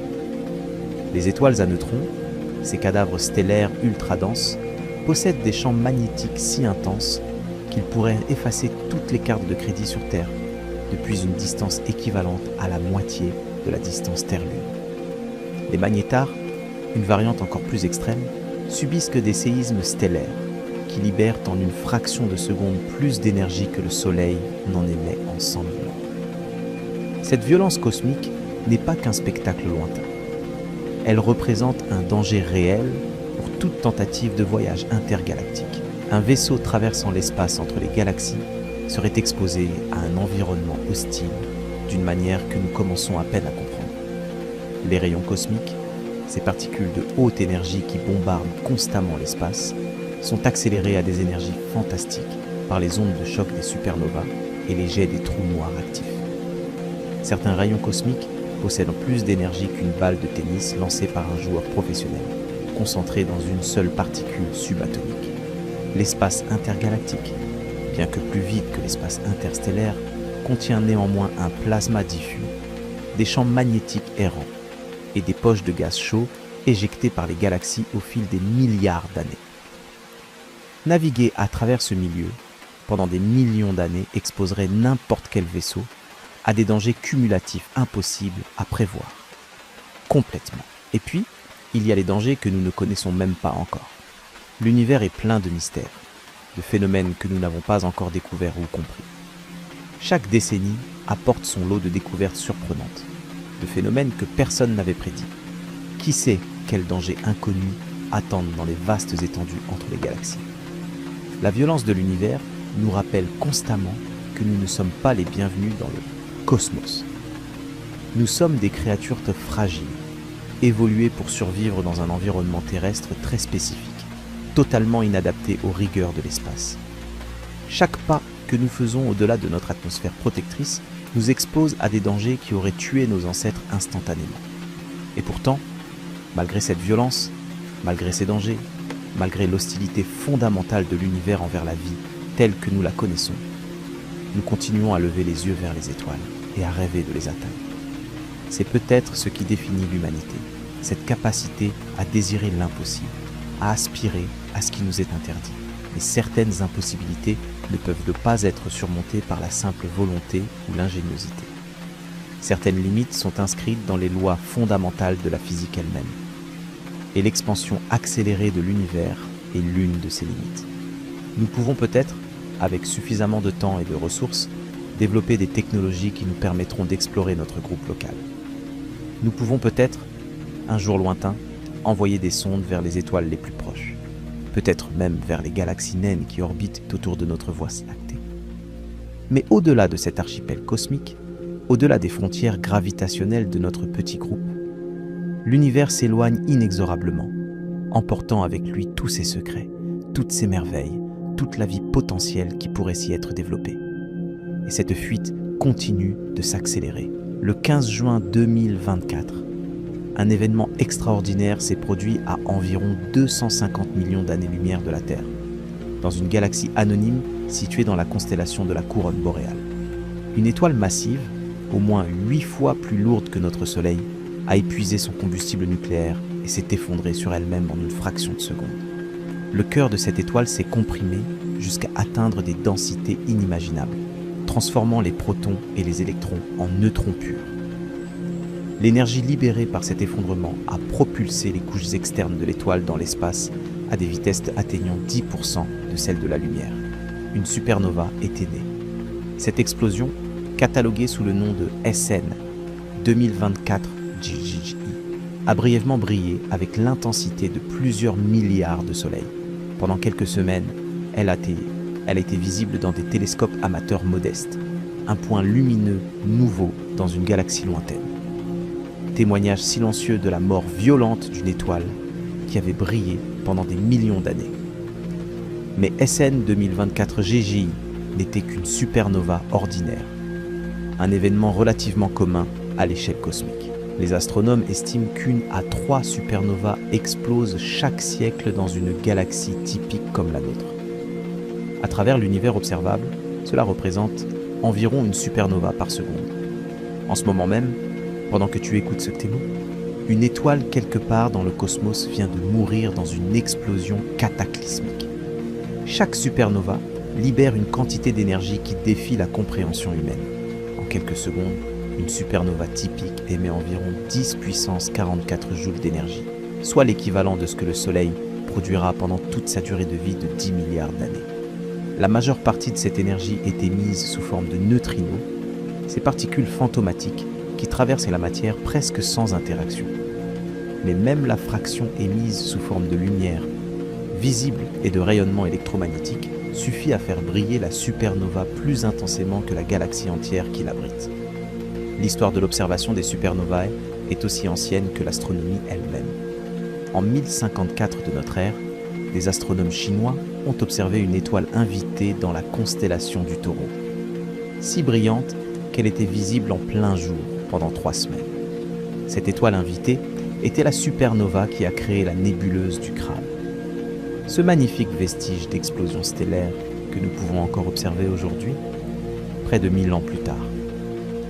Au cœur de la nébuleuse du Crabe se trouve un pulsar, une étoile à neutrons en rotation rapide qui émet des faisceaux de radiation depuis ses pôles magnétiques. Ce pulsar, désigné PSR B0531-1021, tourne sur lui-même environ 30 fois par seconde, émettant un flash de radiation à chaque rotation comme un phare cosmique.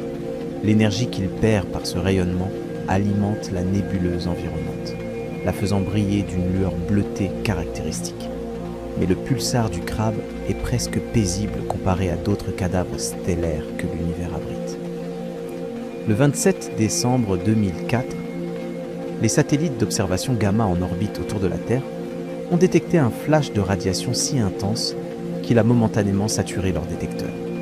Pendant un dixième de seconde, ce flash a été plus brillant que la pleine lune en rayons gamma, un type de radiation normalement invisible et extrêmement rare dans notre ciel. La source de ce flash se trouvait à environ 50 000 années-lumière de la Terre, dans notre propre galaxie, mais de l'autre côté du centre galactique. Cette source était un magnétar, une étoile à neutrons possédant le champ magnétique le plus intense connu dans l'univers. Le magnétar en question, désigné SGR 1806-20, possède un champ magnétique d'environ 1 quadrillion de Gauss, soit environ 1 million de milliards de fois plus intense que le champ magnétique terrestre. À titre de comparaison, un aimant de réfrigérateur ordinaire possède un champ d'environ 100 Gauss.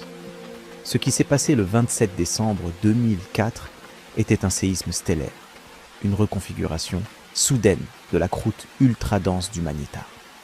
L'énergie libérée par ce séisme a été canalisée à travers le champ magnétique intense et émise sous forme d'un flash de rayons gamma d'une puissance inimaginable. En un dixième de seconde, SGR 1806-20 a libéré autant d'énergie que le Soleil n'en émet en 250 000 ans. Cette énergie a voyagé à travers la galaxie et a frappé la Terre, ionisant partiellement la haute atmosphère de notre planète et perturbant momentanément les communications radio à basse fréquence. Et pourtant, nous avons eu de la chance. SGR 1806-20 se trouve à 50 000 années-lumière de nous. Si un magnétar similaire subissait un séisme comparable à seulement 10 années-lumière de la Terre, les conséquences seraient catastrophiques. L'ionisation atmosphérique serait suffisante pour détruire une fraction significative de notre couche d'ozone, exposant toute vie de surface à des niveaux mortels de rayonnement ultraviolet pendant des années. Les magnétars sont heureusement rares. On estime qu'il n'en existe que quelques dizaines dans notre galaxie, et la plupart sont situés à des distances sécuritaires.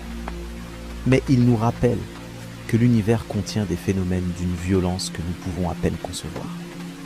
Des bombes cosmiques dormantes qui peuvent exploser sans avertissement et projeter leur énergie destructrice à travers des milliers d'années-lumière. Mais les magnétars ne sont pas les phénomènes les plus violents de l'univers.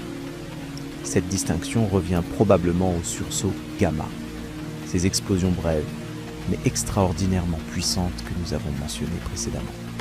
Et parmi les sursauts gamma, certains se distinguent par leur puissance absolument terrifiante.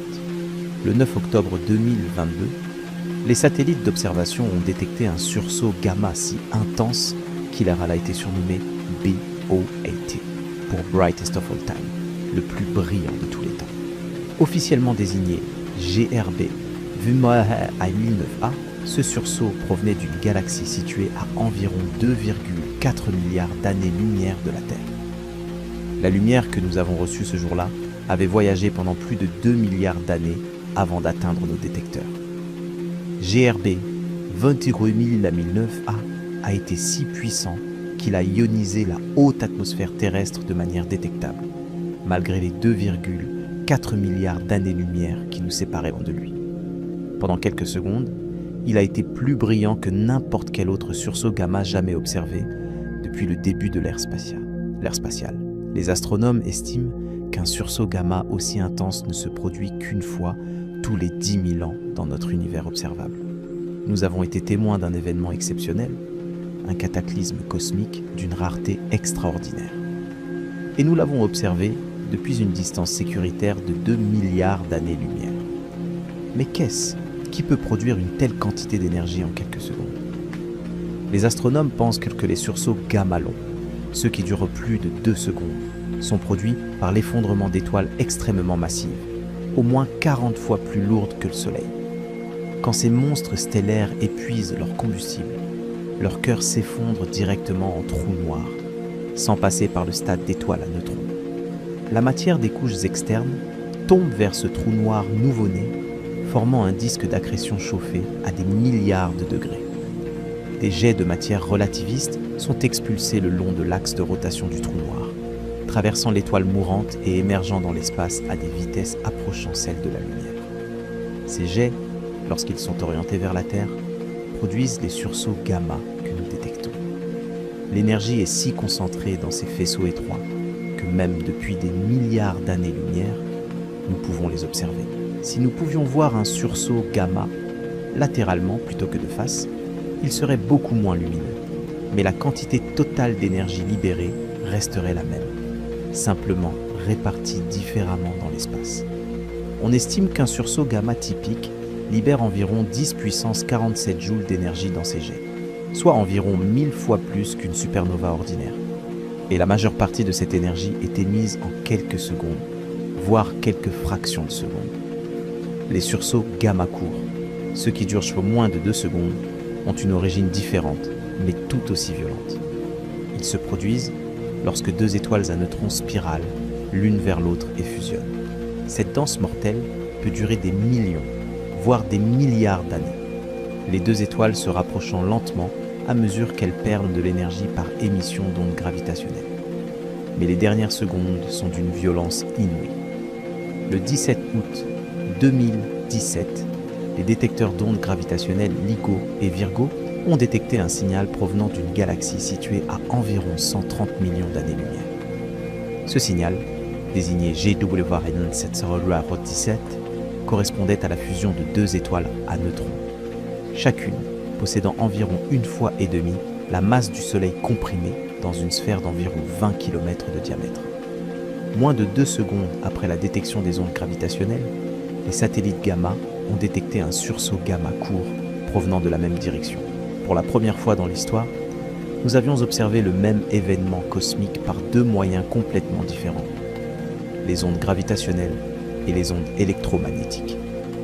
La fusion elle-même a duré moins d'1 seconde, 2 étoiles à neutrons, chacune tournant sur elle-même des centaines de fois par seconde, se sont rapprochées à des vitesses relativistes, se sont touchées et ont fusionné en un objet plus massif qui s'est probablement effondré en trou noir presque immédiatement. L'énergie libérée a été colossale, équivalente à plusieurs fois la masse du Soleil convertie directement en énergie selon l'équation d'Einstein. Mais ce n'est pas tout. La fusion a également éjecté une quantité significative de matière dans l'espace, environ quelques pourcents d'une masse solaire de neutrons ultra denses. Cette matière, chauffée à des milliards de degrés et bombardée de neutrons libres, a subi des réactions nucléaires rapides qui ont synthétisé des éléments lourds. L'or, le platine, l'uranium et de nombreux autres éléments lourds que nous trouvons sur Terre ont été forgés dans des événements similaires il y a des milliards d'années. GW 50817 a permis aux astronomes de confirmer que les fusions d'étoiles à neutrons sont une source majeure d'éléments lourds dans l'univers. La bague que tu portes peut-être au doigt, les composants électroniques de ton téléphone, l'uranium qui alimente les centrales nucléaires, tout cela a été créé dans des cataclysmes cosmiques où 2 cadavres stellaires ultra denses se sont déchirés mutuellement. L'univers est une forge géante, mais ces outils sont des explosions qui libèrent plus d'énergie que nous ne pouvons concevoir. Et puis, il y a les trous noirs supermassifs actifs, ces monstres au cœur des galaxies qui peuvent éclipser des billions d'étoiles lorsqu'ils se nourrissent activement. On les appelle quasars, un terme dérivé de quasi-stellar radiosource, parce qu'ils apparaissent comme des points lumineux semblables à des étoiles malgré leur distance immense. Le quasar le plus lumineux jamais découvert est J0529-4351, identifié en 2024 dans les données du relevé SkyMapper. Ce monstre se trouve à environ 12 milliards d'années-lumière de la Terre et brille avec une luminosité équivalente à plus de 500 billions de soleils. 500 billions. C'est plus de 1000 fois la luminosité totale de notre Voie lactée entière.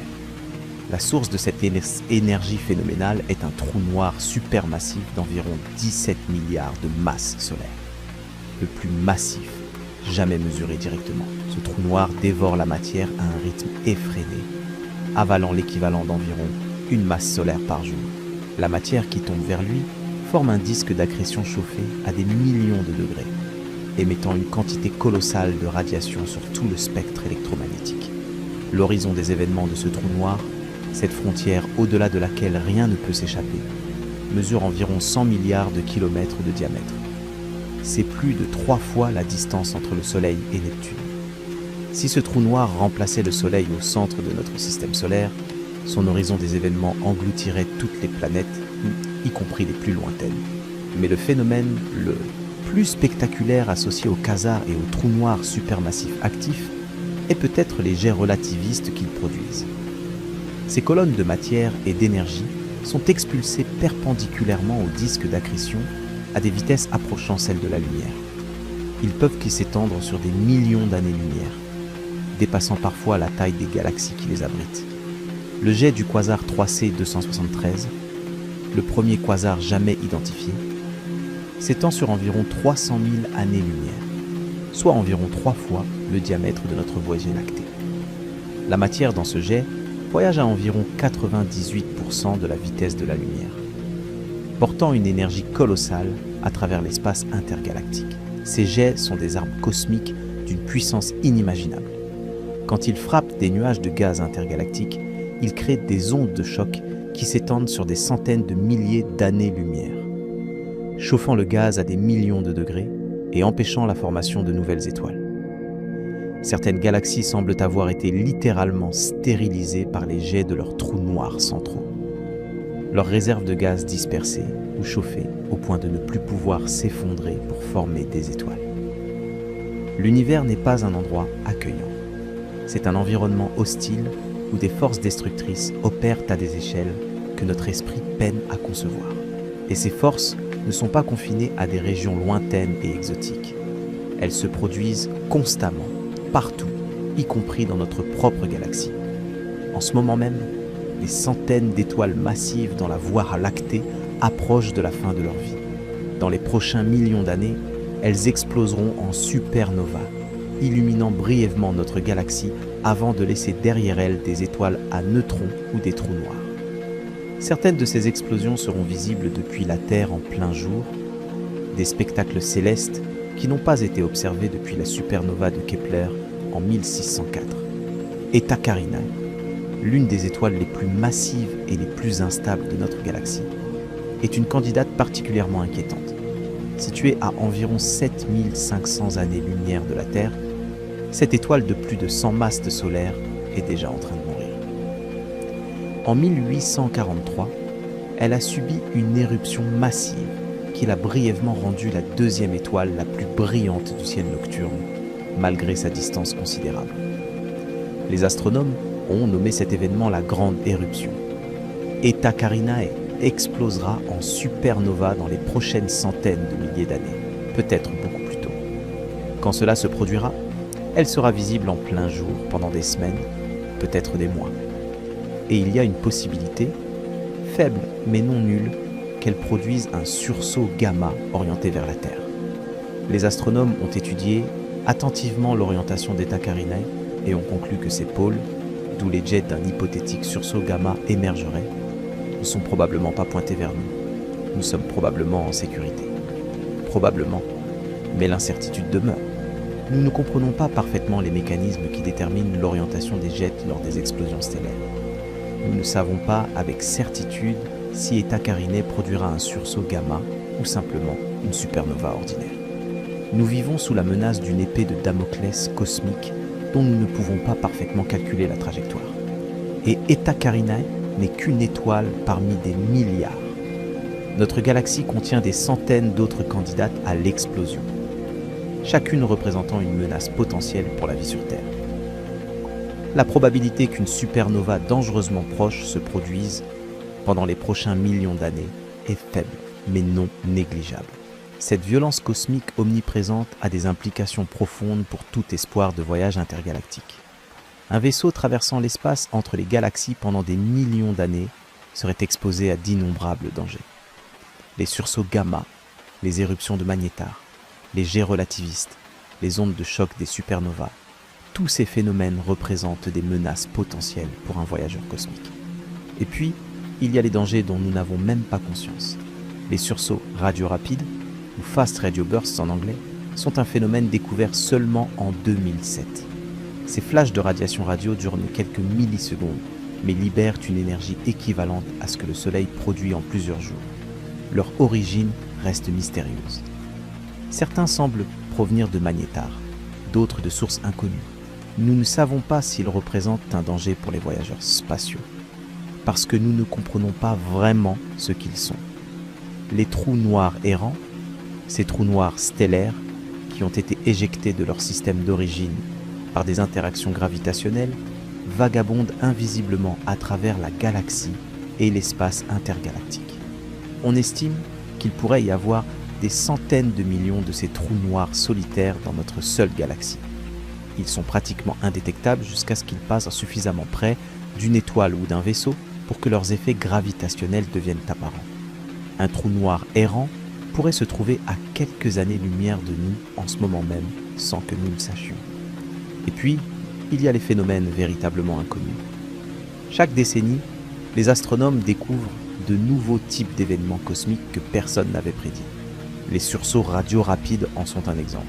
Les ondes gravitationnelles détectées depuis 2015 nous ont révélé des fusions de trous noirs que nous ne soupçonnions pas. Qui sait quels autres phénomènes violents attendent d'être découverts? L'univers est non seulement vaste et inaccessible, mais aussi fondamentalement dangereux. Chaque pas que nous faisons au-delà de notre petit monde nous expose à des risques que nous ne pouvons pas entièrement quantifier. L'espace n'est pas un océan vide à traverser. C'est un champ de bataille cosmique où des forces d'une puissance inimaginable s'affrontent constamment. Et au-delà de tous ces dangers connus et inconnus, il reste le mystère le plus profond de tous. Dans cet univers violent, hostile et essentiellement inaccessible, y a-t-il d'autres formes de vie, d'autres intelligences qui regardent les étoiles et se demandent si elles sont seules, d'autres civilisations qui ont peut-être développé des technologies que nous ne pouvons même pas imaginer? La violence cosmique ne serait-elle pas un filtre, une barrière qui empêche la plupart des civilisations d'atteindre un niveau technologique suffisant pour communiquer avec les étoiles? Les sursauts gamma, les supernovae proches, les impacts d'astéroïdes, tous ces cataclysmes pourraient-ils expliquer le silence apparent de l'univers? Nous ne savons pas. Nous ne pouvons pas savoir. Les réponses qu'à ces questions se trouvent peut-être dans des galaxies que nous ne pourrons jamais atteindre, dans des civilisations dont nous ne recevrons jamais le moindre signal, dans un cosmos qui s'éloigne de nous plus vite que la lumière ne peut le traverser. Le mystère demeure, aussi vaste et insondable que l'univers lui-même. En 1950, lors d'un déjeuner au laboratoire national de Los Alamos, le physicien Enrico Fermi aurait posé une question apparemment simple à ses collègues. Il discutait de la possibilité de vie extraterrestre, des probabilités statistiques qu'elle existe compte tenu du nombre immense d'étoiles dans la galaxie. Et soudain, Fermi aurait demandé, avec cette clarté brutale qui caractérisait son génie: mais où sont-ils tous? Cette question, devenue célèbre sous le nom de paradoxe de Fermi, hante les scientifiques et les philosophes depuis plus de 7 décennies. Elle semble si simple, presque naïve, et pourtant, elle touche à l'un des mystères les plus profonds de notre existence. Voici le raisonnement qui la sous-tend. Notre galaxie contient entre 200 et 400 milliards d'étoiles. Une fraction significative de ces étoiles, peut-être 20% ou plus, possèdent des planètes rocheuses dans leur zone habitable, là où l'eau liquide peut exister. Cela représente des dizaines de milliards de mondes potentiellement habitables dans notre seule galaxie. L'univers observable contient environ 2 billions de galaxies. Le nombre total de planètes potentiellement habitables dépasse donc tout ce que notre esprit peut véritablement appréhender. La Voie lactée. La Lactée existe depuis plus de 13 milliards d'années. Notre système solaire n'a que 4,5 milliards d'années. Cela signifie que des milliards d'étoiles dans notre galaxie sont nées bien avant le Soleil, certaines des milliards d'années plus tôt.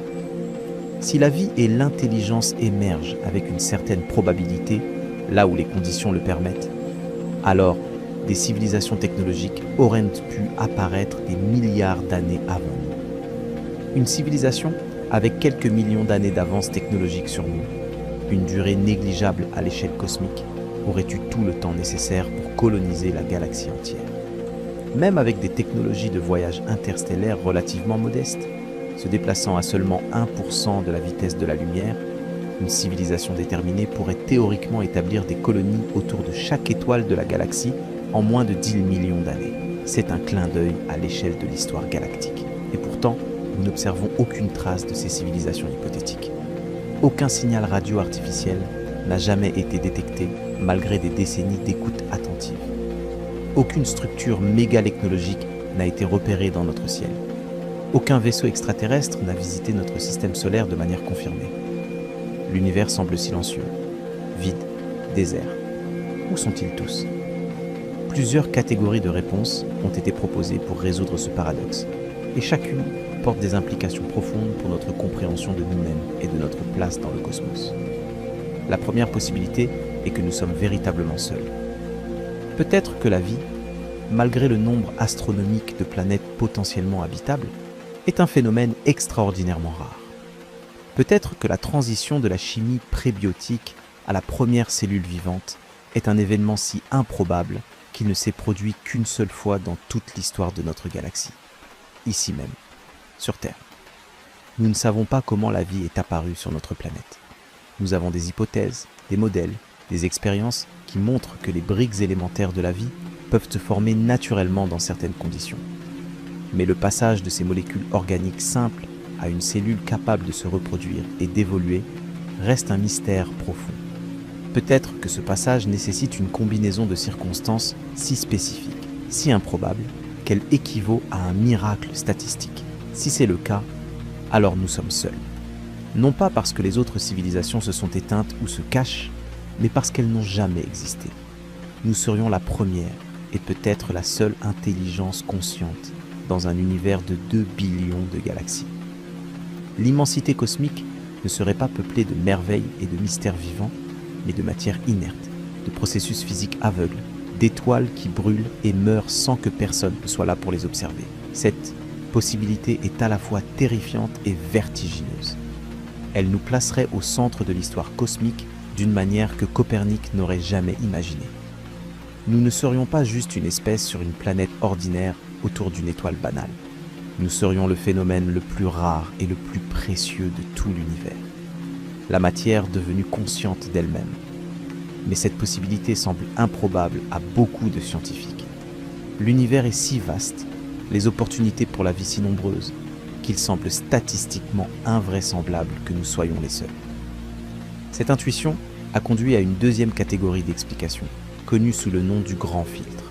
Le concept du grand filtre, proposé par l'économiste Robin Hanson en 1996, suggère qu'il existe une ou plusieurs étapes extraordinairement difficiles dans le parcours qui mène de la matière inerte à une civilisation capable de coloniser la galaxie. Ce filtre éliminerait la quasi-totalité des tentatives, ne laissant que très rarement, peut-être jamais, une civilisation atteindre le stade d'expansion interstellaire. La question cruciale est de savoir où se situe ce filtre dans la chronologie de la vie et de l'intelligence. Si le filtre est derrière nous, si l'étape quasi impossible se situe quelque part dans notre passé, alors nous avons eu une chance extraordinaire. Peut-être que l'apparition de la vie est ce filtre. Peut-être que c'est le développement des cellules complexes à noyaux. Un événement qui ne s'est produit qu'une seule fois en 4 milliards d'années d'histoire terrestre. Peut-être que c'est l'émergence de l'intelligence ou du langage ou de la technologie. Si le filtre est derrière nous, alors nous sommes potentiellement la seule civilisation à l'avoir franchi dans notre galaxie, peut-être dans tout l'univers observable. Notre solitude s'expliquerait non pas par l'absence de vie ailleurs, mais par l'extraordinaire difficulté de certaines transitions évolutives que nous avons réussi à accomplir. Mais il existe une possibilité plus sombre. Le filtre pourrait être devant nous. Peut-être que la vie apparaît fréquemment dans l'univers. Peut-être que l'intelligence évolue régulièrement. Peut-être que des civilisations technologiques émergent sur d'innombrables planètes à travers la galaxie. Mais peut-être que quelque chose les empêche systématiquement d'atteindre le stade d'expansion interstellaire. Peut-être qu'elles s'autodétruisent avant d'y parvenir. Les armes nucléaires, les changements climatiques anthropiques, les pandémies artificielles, l'intelligence artificielle incontrôlée, toutes ces menaces que nous affrontons aujourd'hui pourraient être des manifestations du grand filtre. Chaque civilisation technologique pourrait inévitablement développer les moyens de sa propre destruction avant d'acquérir la sagesse nécessaire pour les utiliser de manière responsable. Si cette hypothèse est correcte, alors le silence de l'univers est un avertissement. Il nous dit que des centaines, des milliers, peut-être des millions de civilisations avant nous ont atteint notre niveau de développement et qu'elles ont toutes échoué.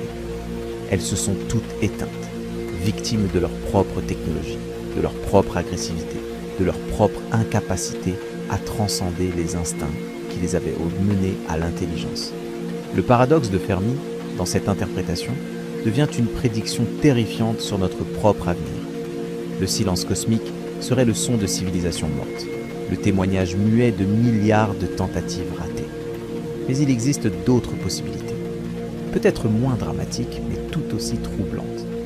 Peut-être que les civilisations avancées existent, mais choisissent de ne pas communiquer avec nous. L'hypothèse du zoo cosmique suggère que nous pourrions être observés, étudiés, mais intentionnellement laissés dans l'ignorance par des intelligences supérieures qui ne souhaitent pas interférer avec notre développement.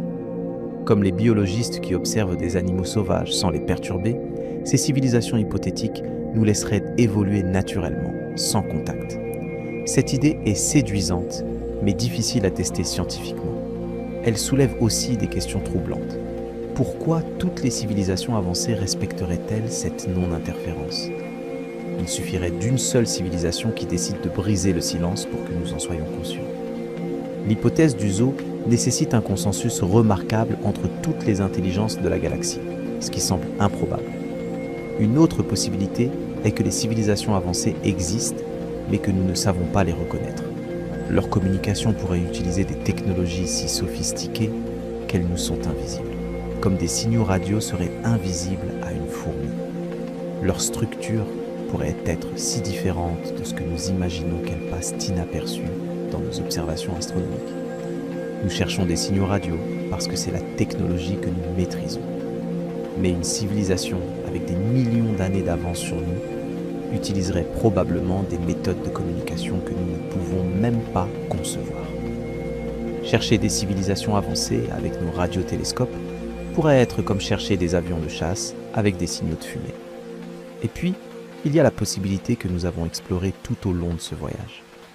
Peut-être que l'expansion de l'univers, cette cage cosmique invisible qui nous enferme, explique en partie le silence. Imagine une civilisation qui a émergé il y a 10 milliards d'années dans une galaxie lointaine.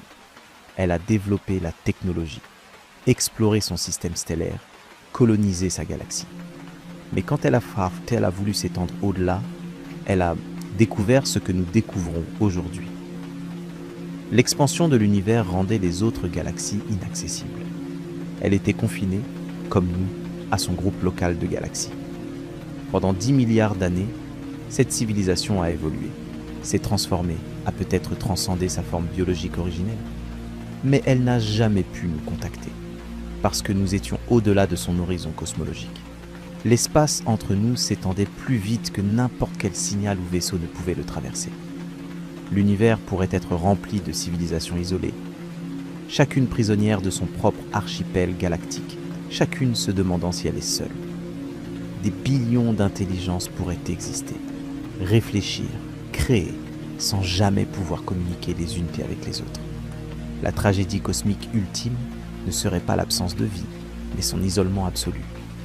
Cette pensée nous ramène à la question fondamentale que le paradoxe de Fermi soulève sans vraiment la formuler. Qu'est-ce que cela signifie d'être conscient dans un univers si vaste, si ancien, si indifférent à notre existence ? La conscience humaine est un phénomène extraordinaire. Nous sommes de la matière qui s'est organisée de manière suffisamment complexe pour se contempler elle-même. Nous sommes l'univers devenu conscient de sa propre existence. Pendant 13,8 milliards d'années, l'univers a évolué aveuglément, sans personne pour l'observer, sans but apparent, simple déploiement de lois physiques. Et puis, sur une petite planète rocheuse, autour d'une étoile ordinaire, quelque chose d'extraordinaire s'est produit. La matière a commencé à penser. Cette conscience, cette capacité à contempler l'infini est peut-être le phénomène le plus rare et le plus précieux de tout le cosmos. Elle pourrait être unique. Elle pourrait être le seul point de lumière dans un océan d'obscurité inconsciente. Mais si c'est le cas, alors notre responsabilité est immense. Nous ne sommes pas juste une espèce essayant de survivre sur une planète. Nous sommes potentiellement les gardiens de la seule conscience de l'univers. Notre extinction ne serait pas juste une tragédie locale. Elle serait la fin de tout ce qui contemple, pense, ressent, dans un cosmos de 2 billions de galaxies. Et nous sommes si fragiles. Nous vivons sur une planète qui a connu 5 extinctions massives au cours de son histoire. Nous avons développé des technologies capables de nous annihiler en quelques heures. Nous modifions notre climat de manière qui pourrait rendre notre planète inhabitable pour notre civilisation. Nous créons des intelligences artificielles dont nous ne comprenons pas entièrement les implications. Le paradoxe de Fermi pourrait être notre reflet dans le miroir cosmique. Le silence de l'univers pourrait être le silence qui nous attend si nous échouons. Mais regardons maintenant vers le futur lointain, au-delà des préoccupations immédiates de survie de notre espèce. Quel est le destin ultime de l'univers que nous ne pourrons jamais entièrement explorer ? Les cosmologistes ont développé des modèles qui prédisent l'évolution de l'univers sur des échelles de temps si vastes qu'elles défient toute compréhension. Ces modèles nous révèlent un futur à la fois majestueux et désolant. Dans environ 5 milliards d'années, notre Soleil épuisera l'hydrogène dans son cœur et commencera à mourir. Il se dilatera en une géante rouge, englobant peut-être l'orbite de la Terre. Notre planète sera soit vaporisée, soit transformée en une cendre calcinée et stérile. La vie sur Terre, si elle existe encore, devra avoir migré ailleurs pour survivre. Dans environ 4 à 5 milliards d'années également, comme nous l'avons exploré, la collision avec Andromède transformera notre galaxie. La Voie lactée et Andromède fusionneront en une galaxie elliptique géante que les astronomes ont surnommée Milkomeda. Les bras spiraux disparaîtront, remplacés par un essaim sphérique d'étoiles anciennes. Le ciel nocturne, pour tout observateur hypothétique qui le contemplerait, serait radicalement différent de celui que nous connaissons. Dans 100 milliards d'années, toutes les galaxies au-delà du groupe local, fusionnées, auront disparu au-delà de l'horizon cosmologique. L'univers observable, pour tout observateur dans Milkomeda, ne contiendra plus qu'une seule galaxie géante, entourée d'un vide apparemment infini.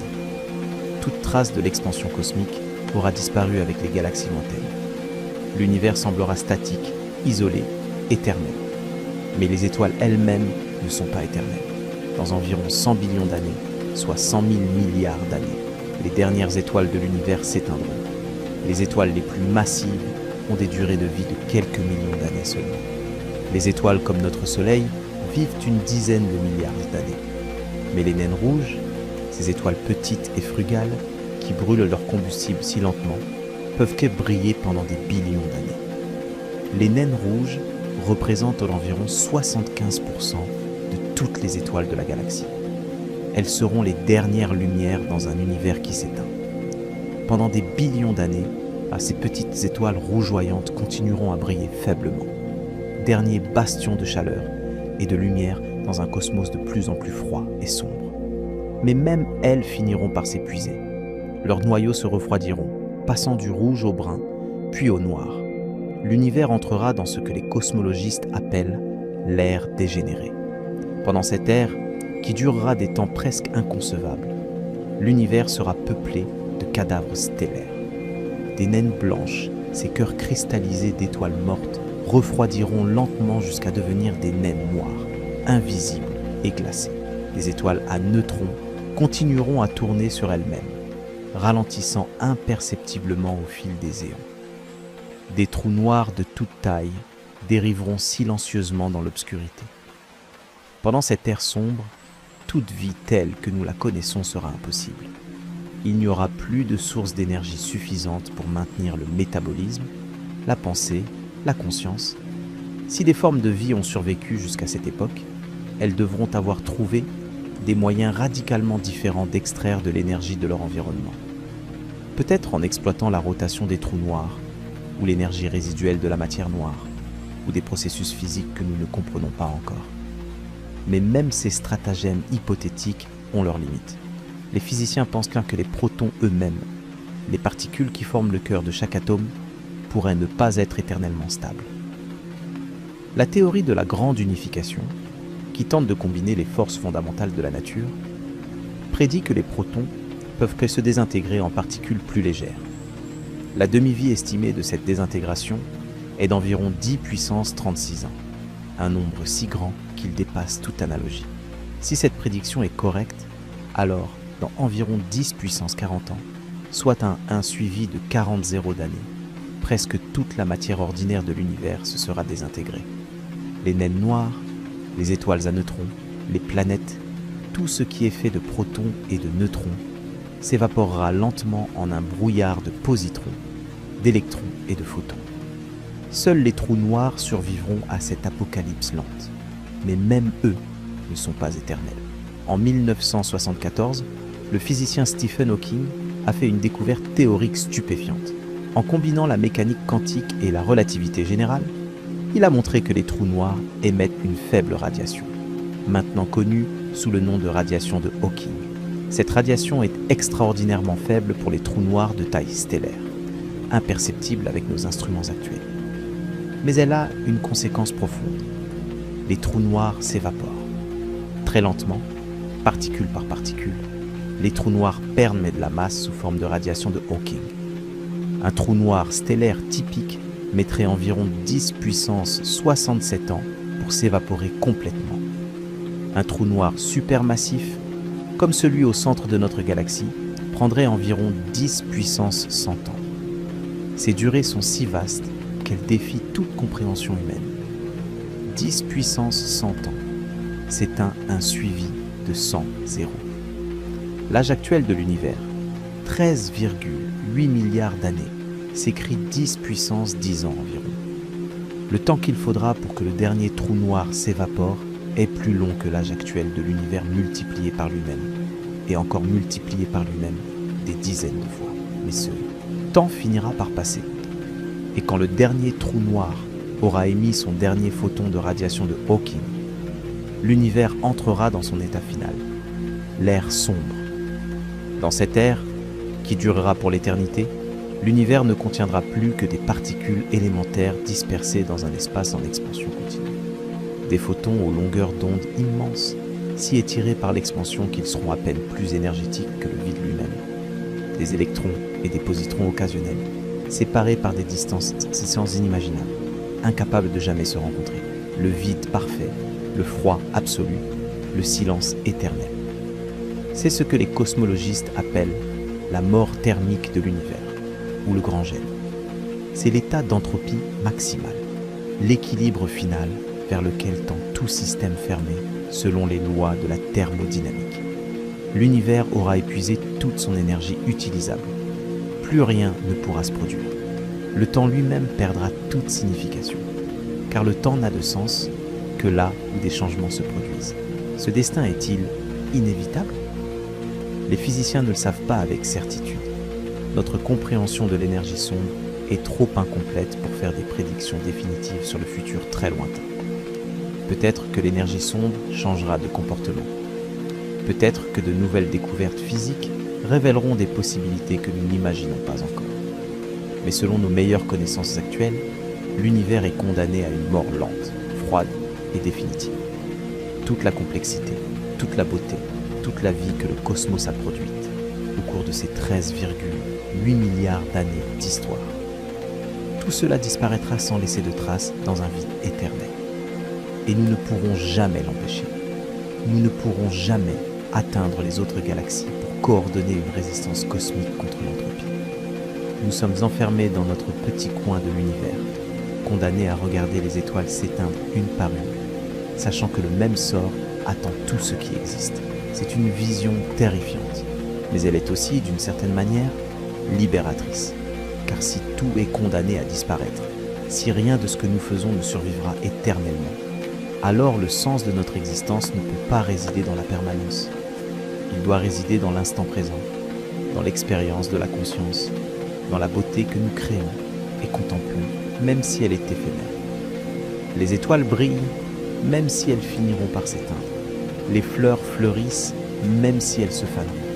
La vie existe, même si elle mourra. Et peut-être que c'est précisément cette impermanence qui donne à l'existence sa valeur.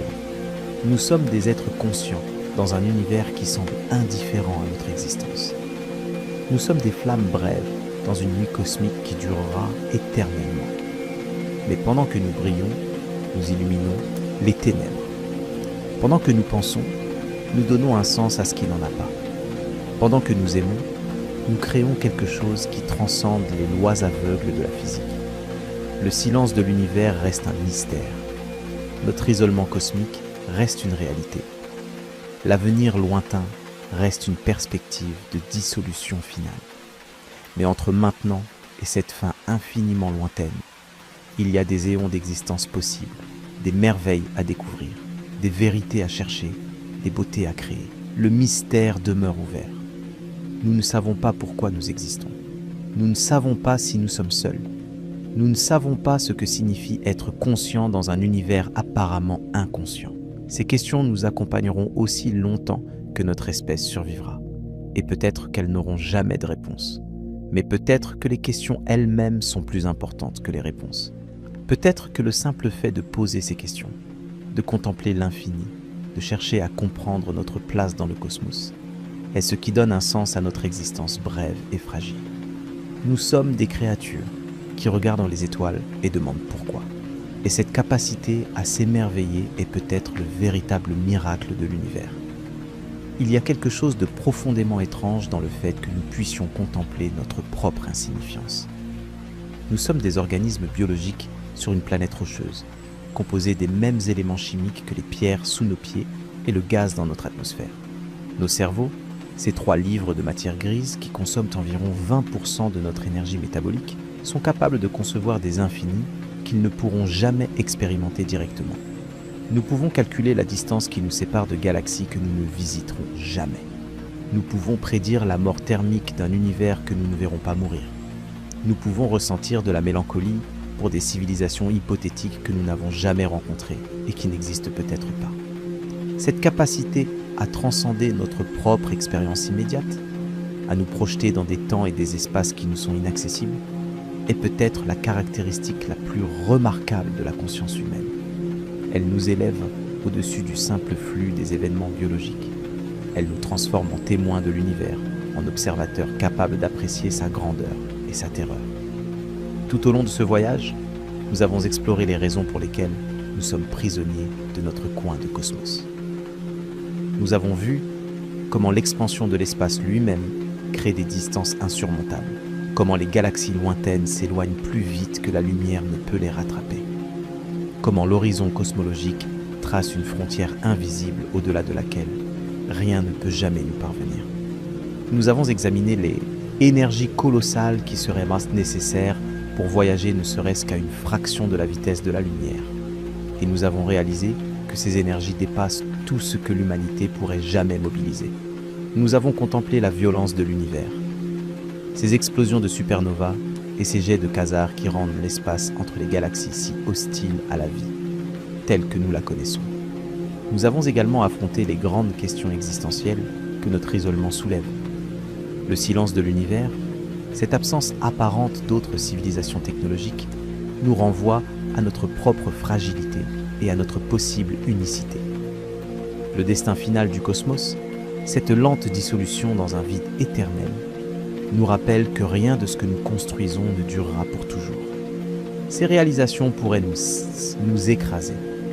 Elles pourraient nous pousser au nihilisme, à l'abandon de tout espoir et de toute ambition.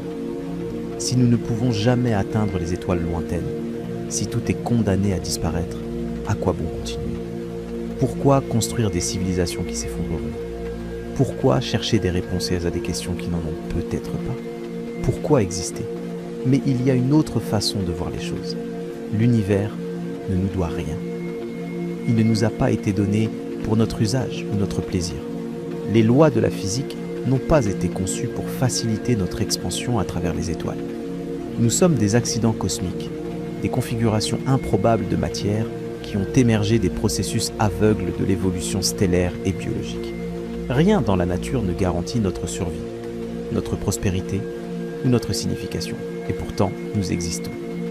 Contre toute probabilité, nous sommes là. Des atomes forgés dans des étoiles mortes se sont assemblés en molécules, en cellules, en organismes, en êtres pensants capables de contempler les étoiles qui les ont créées. Nous sommes le cosmos devenu conscient de lui-même, la matière qui se pose des questions sur sa propre origine et son propre destin.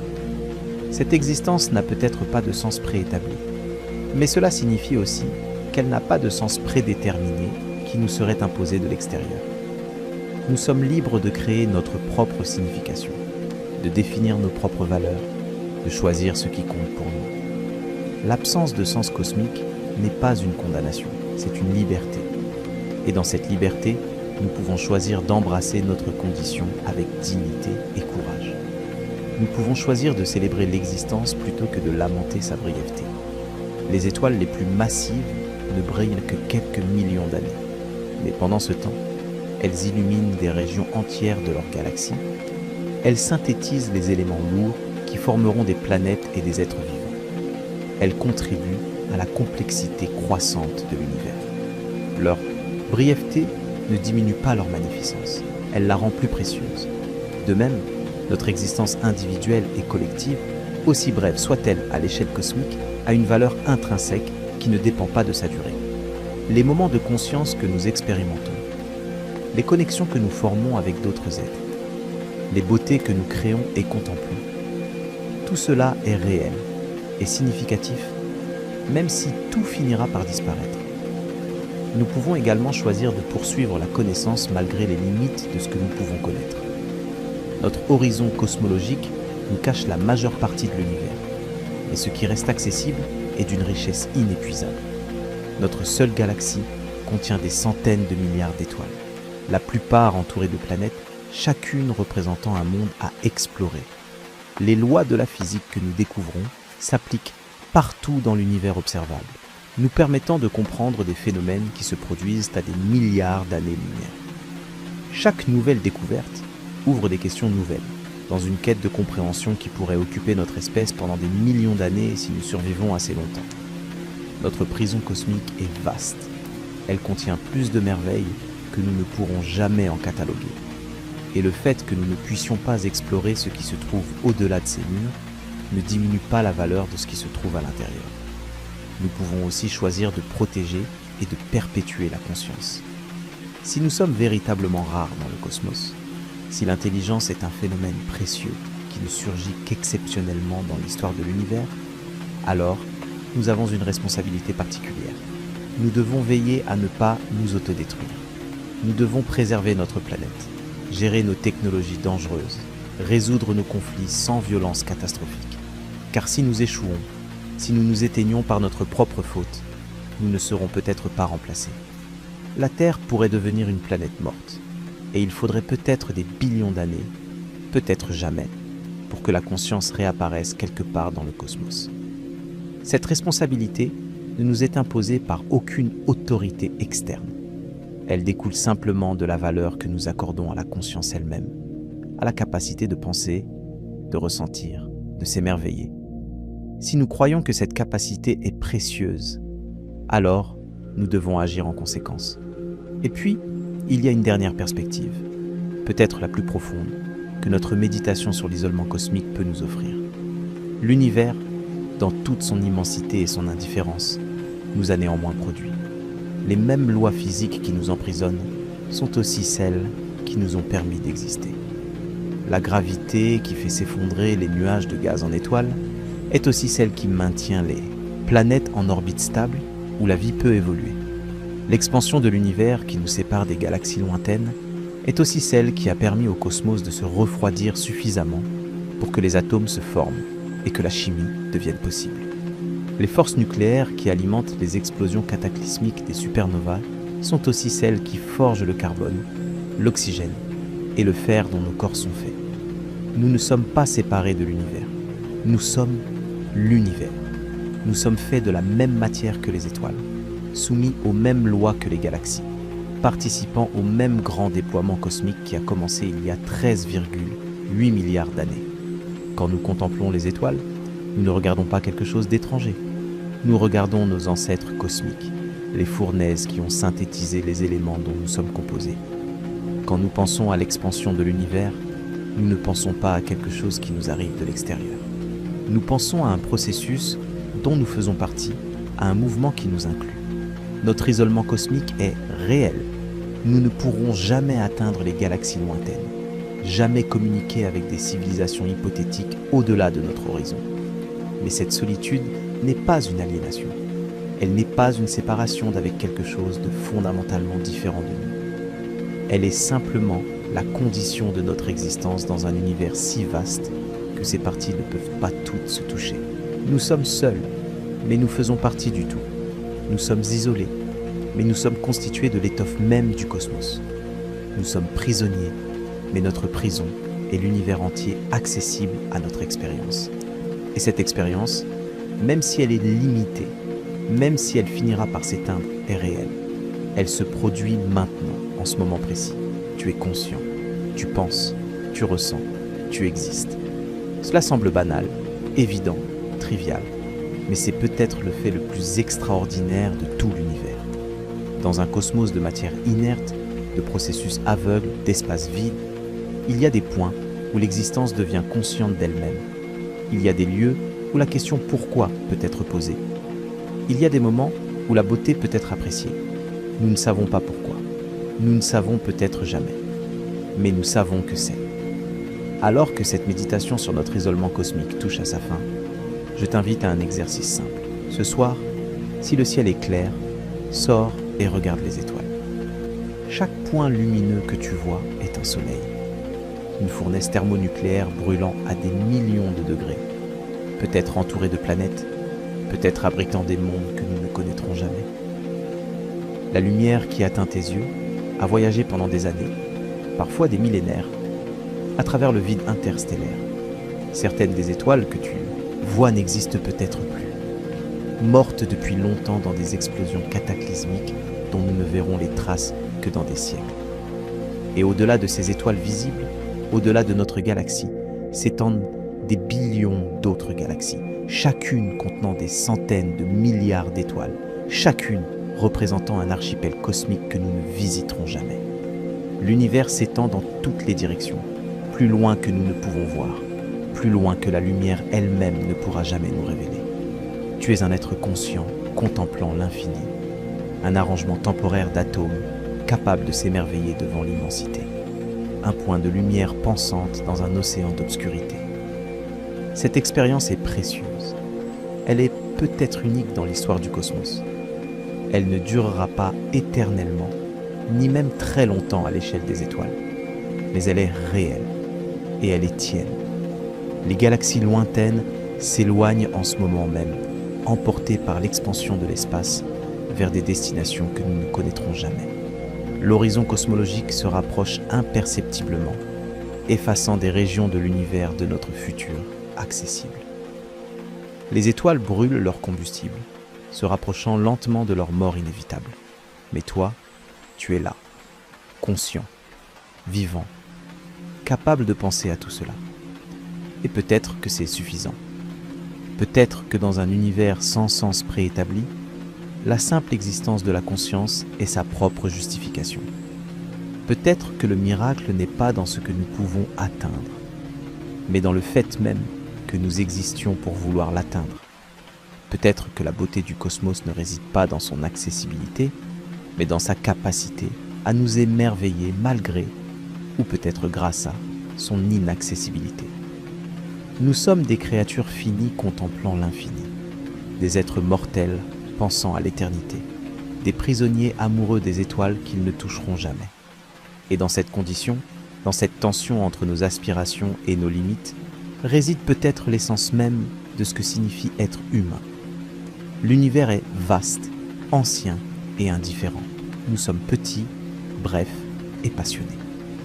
La rencontre entre ces deux réalités produit quelque chose d'unique. La conscience humaine, avec sa capacité à s'émerveiller, à questionner, à chercher du sens, là où il n'y en a peut-être pas. Cette rencontre ne résout aucun des mystères que nous avons explorés. Elle ne nous libère pas de notre prison cosmique. Elle ne garantit pas notre survie ou notre signification. Mais elle nous offre quelque chose de précieux. La capacité d'affronter notre condition avec lucidité et de choisir comment nous voulons y répondre. Nous pouvons choisir le désespoir ou l'émerveillement. Nous pouvons choisir l'abandon ou la persévérance. Nous pouvons choisir de nous recroqueviller devant l'immensité ou de la contempler avec courage. L'univers ne nous dira pas quel choix faire. Il continuera son expansion indifférente, ses explosions stellaires, son lent refroidissement vers le néant final. Mais nous, pendant le bref instant cosmique de notre existence, nous avons le pouvoir de donner un sens à notre expérience. Ce sens ne survivra pas éternellement. Il mourra avec nous, avec notre espèce, avec la dernière étincelle de conscience dans un univers glacé. Mais pendant qu'il existe, il est réel. Il illumine les ténèbres, même si les ténèbres finiront par l'engloutir. Nous ne pourrons jamais atteindre les autres galaxies. Nous sommes véritablement, définitivement, cosmiquement piégés. Mais notre cage est vaste, pleine de mystères, et nous sommes capables de nous émerveiller de sa beauté. Peut-être que c'est tout ce que nous pouvons demander. Peut-être que c'est tout ce dont nous avons besoin. Le silence de l'univers continue. L'expansion se poursuit. Les étoiles naissent et meurent dans leur danse éternelle. Et nous, minuscules observateurs sur notre petite planète bleue, nous continuons à regarder le ciel et à nous demander pourquoi. La question reste sans réponse, mais la capacité à la poser est elle-même une forme de réponse. Nous existons, nous pensons, nous nous émerveillons. Dans un univers qui ne semble avoir aucune raison d'être, c'est peut-être le plus grand des miracles. Bonne nuit. Et si tu regardes les étoiles ce soir, souviens-toi que tu es fait de leur poussière et qu'elles brillent pour toi autant que pour personne d'autre dans tout le cosmos. Le mystère demeure. Laisse-le t'accompagner dans le silence.